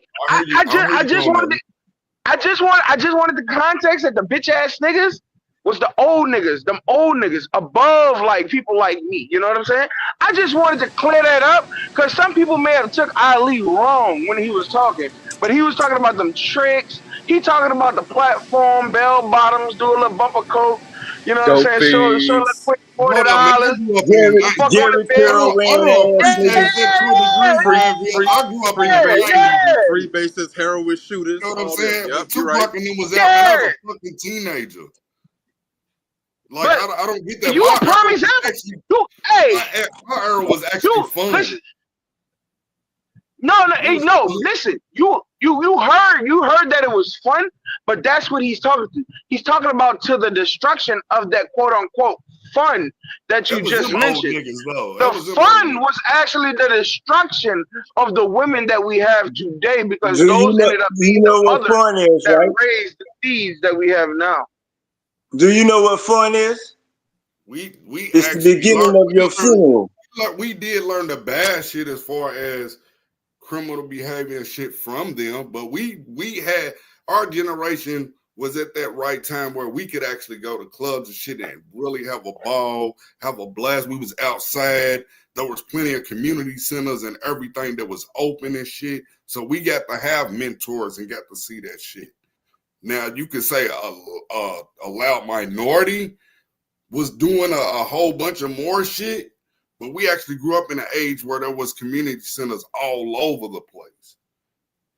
That shit stopped as we got older, my generation. But we grew up where you had all kind of coaches and mentors and all of that shit. We had all kind of programs. Man, they turned the community centers into dope spots, man. Stop playing. What you talking about? No, they just stopped funding. No, they stopped funding all this shit. The government and all of that shit, they stopped funding these community centers and everything. It wasn't us. It wasn't us. It wasn't our, not my generation. Let me show you. I'm not from where you from, right? So I'm gonna use DC as an example. Right? We didn't have the power like that. No, well, let's do. I'm gonna use DC for example, right? See, I think that what the problem here is that in general, right, when we as human beings, when we do anything, we really have no idea how it's impacting the next person. True. Stay with me now. Stay with me. I really think this is what the issue is. I think that we as individuals, right, whether we want to make ourselves as an individual, as a part of a family, as a part of a generation, I think people have really lost touch with what we call environmental impact. When I'm smoking my cigarette right next door to HAMP, and HAMP doesn't smoke, and me and HAMP have been friends for 20 years, so he's endured my cigarette smoke for 20 years. Yeah. And HAMP goes to the doctor one day and they tell him he got lung cancer. He says, impossible, I don't smoke. I think we as humans, we really don't understand how our behaviors that we personalize as ours, right? How they impact other people. Somebody's seen. I know that, and that's why I try to make sure that I can correct my part in it. I'm not never gonna say that. So let me make my point, Will. Let me make my point.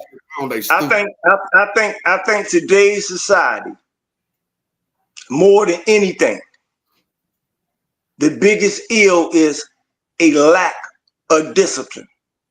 Yes, discipline and structure. That's the biggest. With me. Stay with me. Where does discipline come from? In nature. By nature, where does discipline come from? Yeah. It comes from the male species. So when there's a lack of nature, of discipline, then the male species has fallen, not the female. It is the man the man we talk about, right? The one who want to play weak, right? He don't want to be disciplined, right? He want to break the order. Man, pay for the pussy. Turn her to a trick.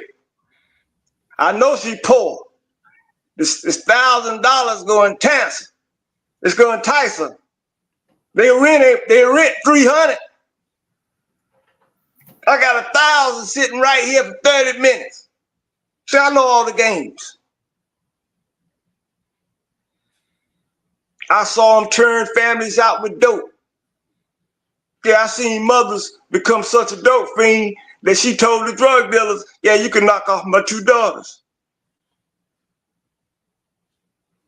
Then this real talk. This real talk. And then y'all want to sit here and point all these fingers at these women.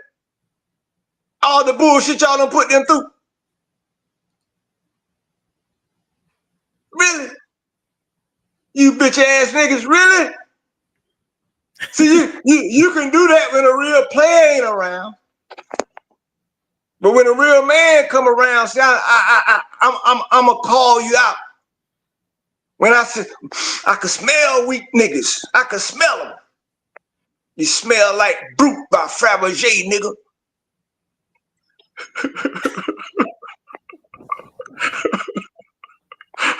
I can smell them.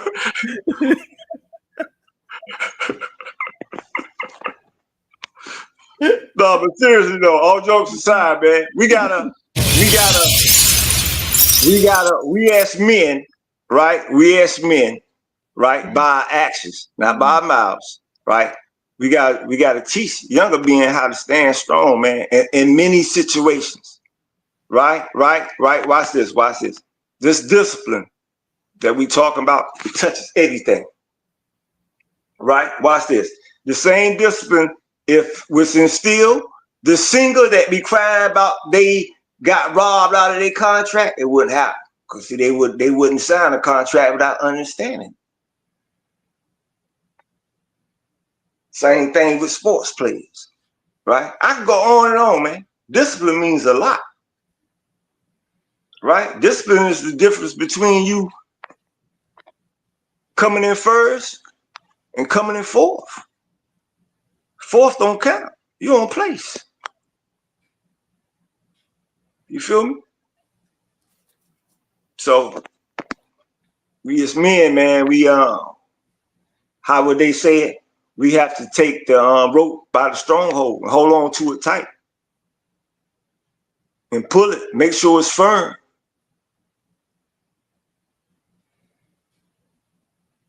We know that it's going to be, as they say, friction with the rope. There's always a chance of what? It's snapping, right? That don't mean we got to let go, though. We got to hold on. So you think niggas is complaining about their own behavior? I think what happens. It's like you're on a football, basketball team, right? And you know you're talented ass. You know you got a lot of talent, right? Mm-hmm. You know around the way niggas know Hamp, you that guy, right? And you balling Hamp, but you losing. You know what I mean? You looking at the scoreboard, right? So like you were saying earlier, right? Do I keep passing these niggas to rock? Right? Or do I'm trying to win, I'm going for mine. Right? So the first quarter, Hamp, you might pass the rock. The niggas missing, right?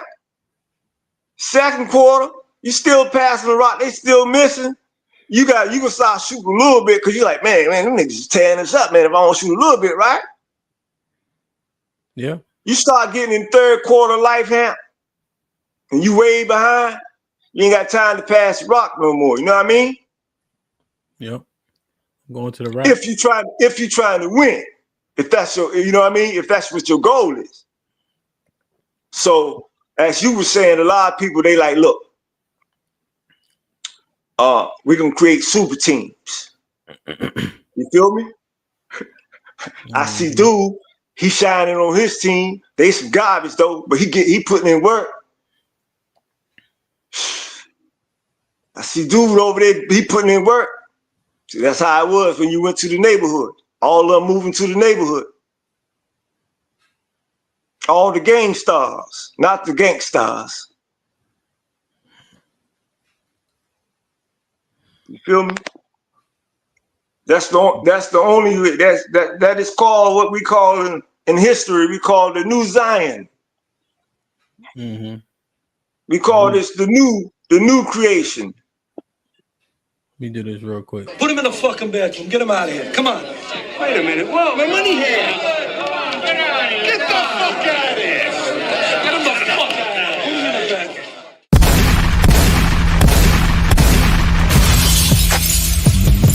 Niggas want me dead. Watch your step. Put prices on my head. Till I got my shit and I pop my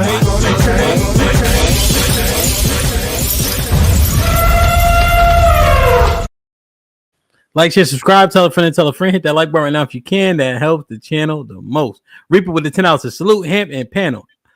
Ali Baba and Mr. Williams, one Maury test away from realizing their father was a Rolling Stone. Two of the Wayne head ass Negroes. Ali got perpetual yellows on his pit. Salute, though. What? Ezekiel Ben Israel with a $2 hand. What did we do to you? Nah, I'm busy. Ezekiel Ben Israel with a $5. Like, share, subscribe, tell a friend, and tell a friend. We out. Ezekiel Ben Israel with a $5 hand. My good brother, please don't leave us hanging like that again. My bad, son. Byron Turner with the $1, man. Salute. Missy with the $5. Appreciate that. Curtis with the $5. Did they read these already? Hamp leaving us alone in the Senior Citizen Center to go take a phone call is diabolical. Missy. Ezekiel with the $5. Hamp, we demand your presence immediately. My bad, man. I was on no damn call. Truth and Reality Undefeated with the $5 is Aaron making excuses for women and girls. This is the information age. I don't know is unacceptable. We all got supercomputers in our pockets. Did they read these already? Yeah. Ooh. Yeah. And yeah. But it's funny that everybody got something to say, but why they ain't come up here though? So if they disagree with something, why the hell y'all ain't come up here and come up with a solution or anything? That's y'all problem. Y'all always talking shit, but don't want to do nothing. That's the problem. Y'all rather just talk about some negative ass shit and not come up with a solution so we can just go round and round and round again. That's the fucking problem with our whole fucking race. Everybody got something to say, but don't know why they won't do no damn work. That's the problem. It's cool for you to talk about a woman, but talk about your fucked up behavior. It's cool to talk about a man that want to really do something positive, but you punk ass niggas won't do shit. It's terrible.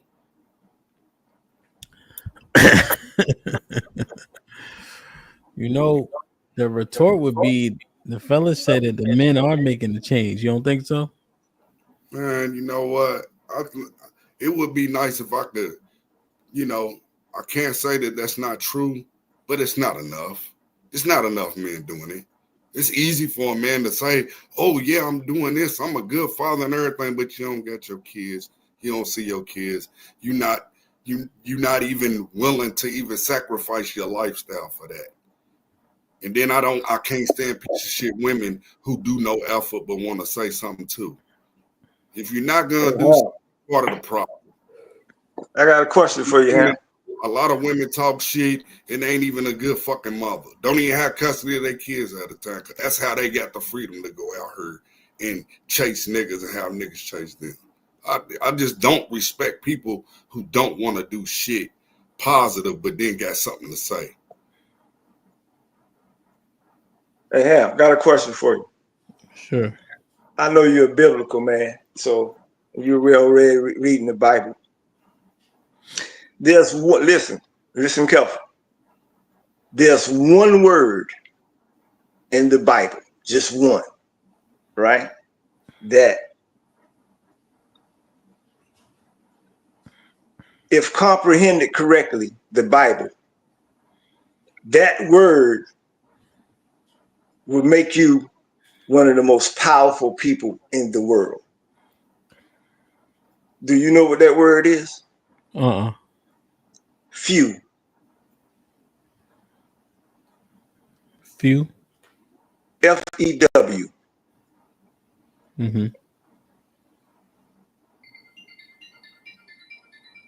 Why? You understand what I'm saying? I think I understand. Yeah, but because to be of the few, right? It puts you at a comprehension level, right? And that comprehension level will allow you to see the new Zion.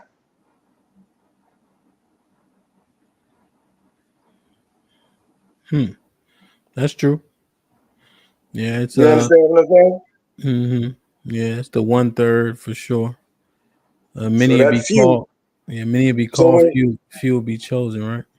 when you look at society, right, and its outlay in everything, right? Just as I said earlier, how the teacher was like, if I got 30 students, if I just get one to comprehend and get it, then I feel like I've been successful. That's the 1 out of 30 is a few. You feel me? You look at success rates in a number of industries, right? You get what? Small percentages, right? You always get few, right? So few is a good thing. So with that being said, we have to remember when we're teaching our kids, right, that to follow the masses is the collective, and the collective is opposite of the few. Yeah, that's right. Right? It is the collective, like Mr. Williams was saying, right? That they will impose a what I would call a cultural phenomenon upon, right? And try to give the idea, right, that this phenomenon that they're imposing is the dominant figure or behavior of the cultures. Yeah. Right? So as you were saying, Will, the ratchet, right? They're gonna be highlighted. Right? The I guess the best thing to say, mistake prone. They're gonna be highlighted. Yeah. And under from a higher perspective. See, I always understand why that is, Will. You know, as much as I can give a lending hand, right, to the next man. Right. Yeah. Damn, man. I'm creating his illusion when I give him a helping hand. You know why I'm creating an illusion? Because we live in a competitive society called capitalism. And nobody wants to give you a helping hand. Yeah. You feel me? So a lot of time that creates a how would I say, a business persona, right? If you take a young man in his prime, when I say prime, I'm talking about the building of his prime. You're talking ages 14, 15, 16, right? And you don't teach this young man that he has to go get it. He has to be competitive, right?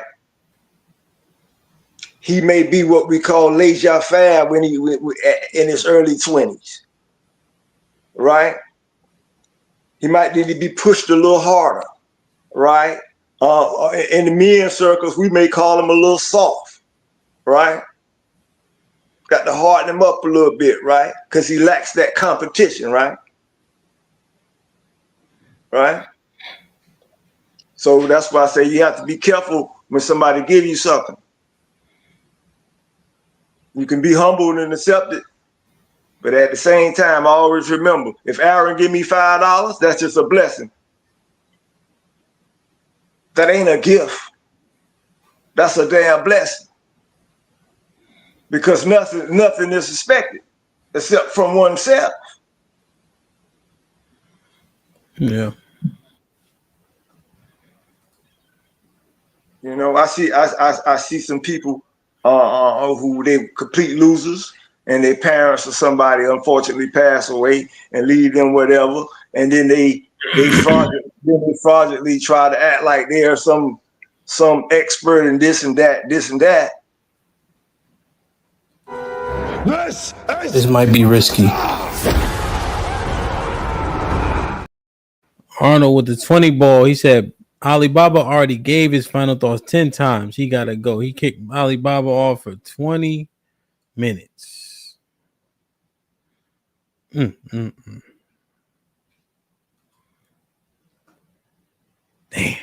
Perfect. Alibaba be back at, well, I'm about to get out of here. But he'll be back at 3:35, 45, 55. I don't even know where y'all ended with, man. I don't think I got any more questions. I got too distracted for too long. Yo, man, it's hard for me to focus. I'm trying to put shit together. Atlanta gonna be beautiful. But I got a couple dope shows lined up. Wednesday gonna be dope for sure. It ain't tricking if you got it. And then the ladies been wilding, so tomorrow should be epic. Perfect. It sound like the OGs putting some game down. Mr. Williams, any final thoughts? Look like the Discord gonna pop. Yeah, just everybody try to do something positive, man. Hug on the people you love. Try to just, show somebody something different outside of yourself. But I just want to say great show, HAMP, Earn, everybody that was on the panel. But man, just hug on your family, man. Hug on your loved ones. Word. It's a fact though. Pete Keezy with the 100 ball. Shit like that. What up, fellas? Mr. Williams, I'm gonna do something now. This time out goes half for Mr. Williams and half for Alibaba each. Alibaba's rant read like it came from the 1980s crack era. And it's got nothing to do with the hoes here. Perfect.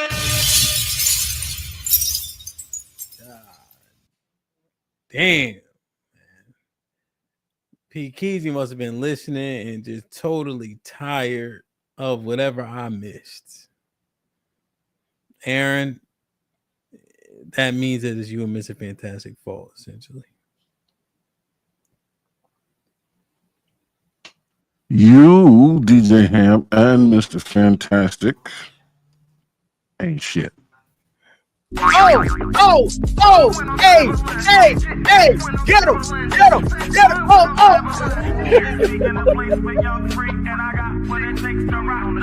That's what I was. That's what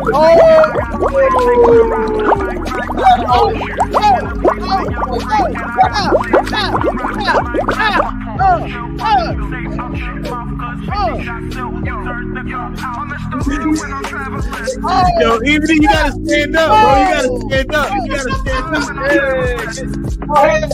Stand up. Hit him. Okay. That's how you do it. That's what I'm talking about. Hurt him.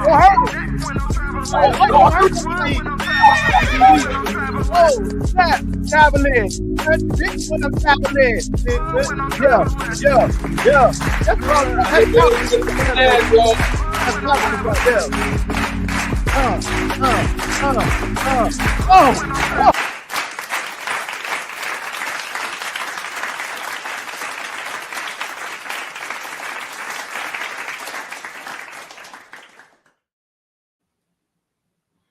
Ezekiel with the $5 says, do y'all accept rollover minutes? Yeah, we might have to roll over some of that for sure. I will see y'all tomorrow, bright and early, and in the evening, and on Wednesday, and we will be in person the rest of the week. Perfect. Listen out, I feel sorry for you. Put him in a fucking bedroom. Get him out of here. Come on. It's gonna be epic, man. I love y'all. Jump in the Discord. I appreciate y'all. We still got some tickets left. I got a discount link. I got I think 2 more available. I love y'all. Appreciate y'all. Be safe and do the right thing, man. Like, share, subscribe. Tell a friend to tell a friend. And we out.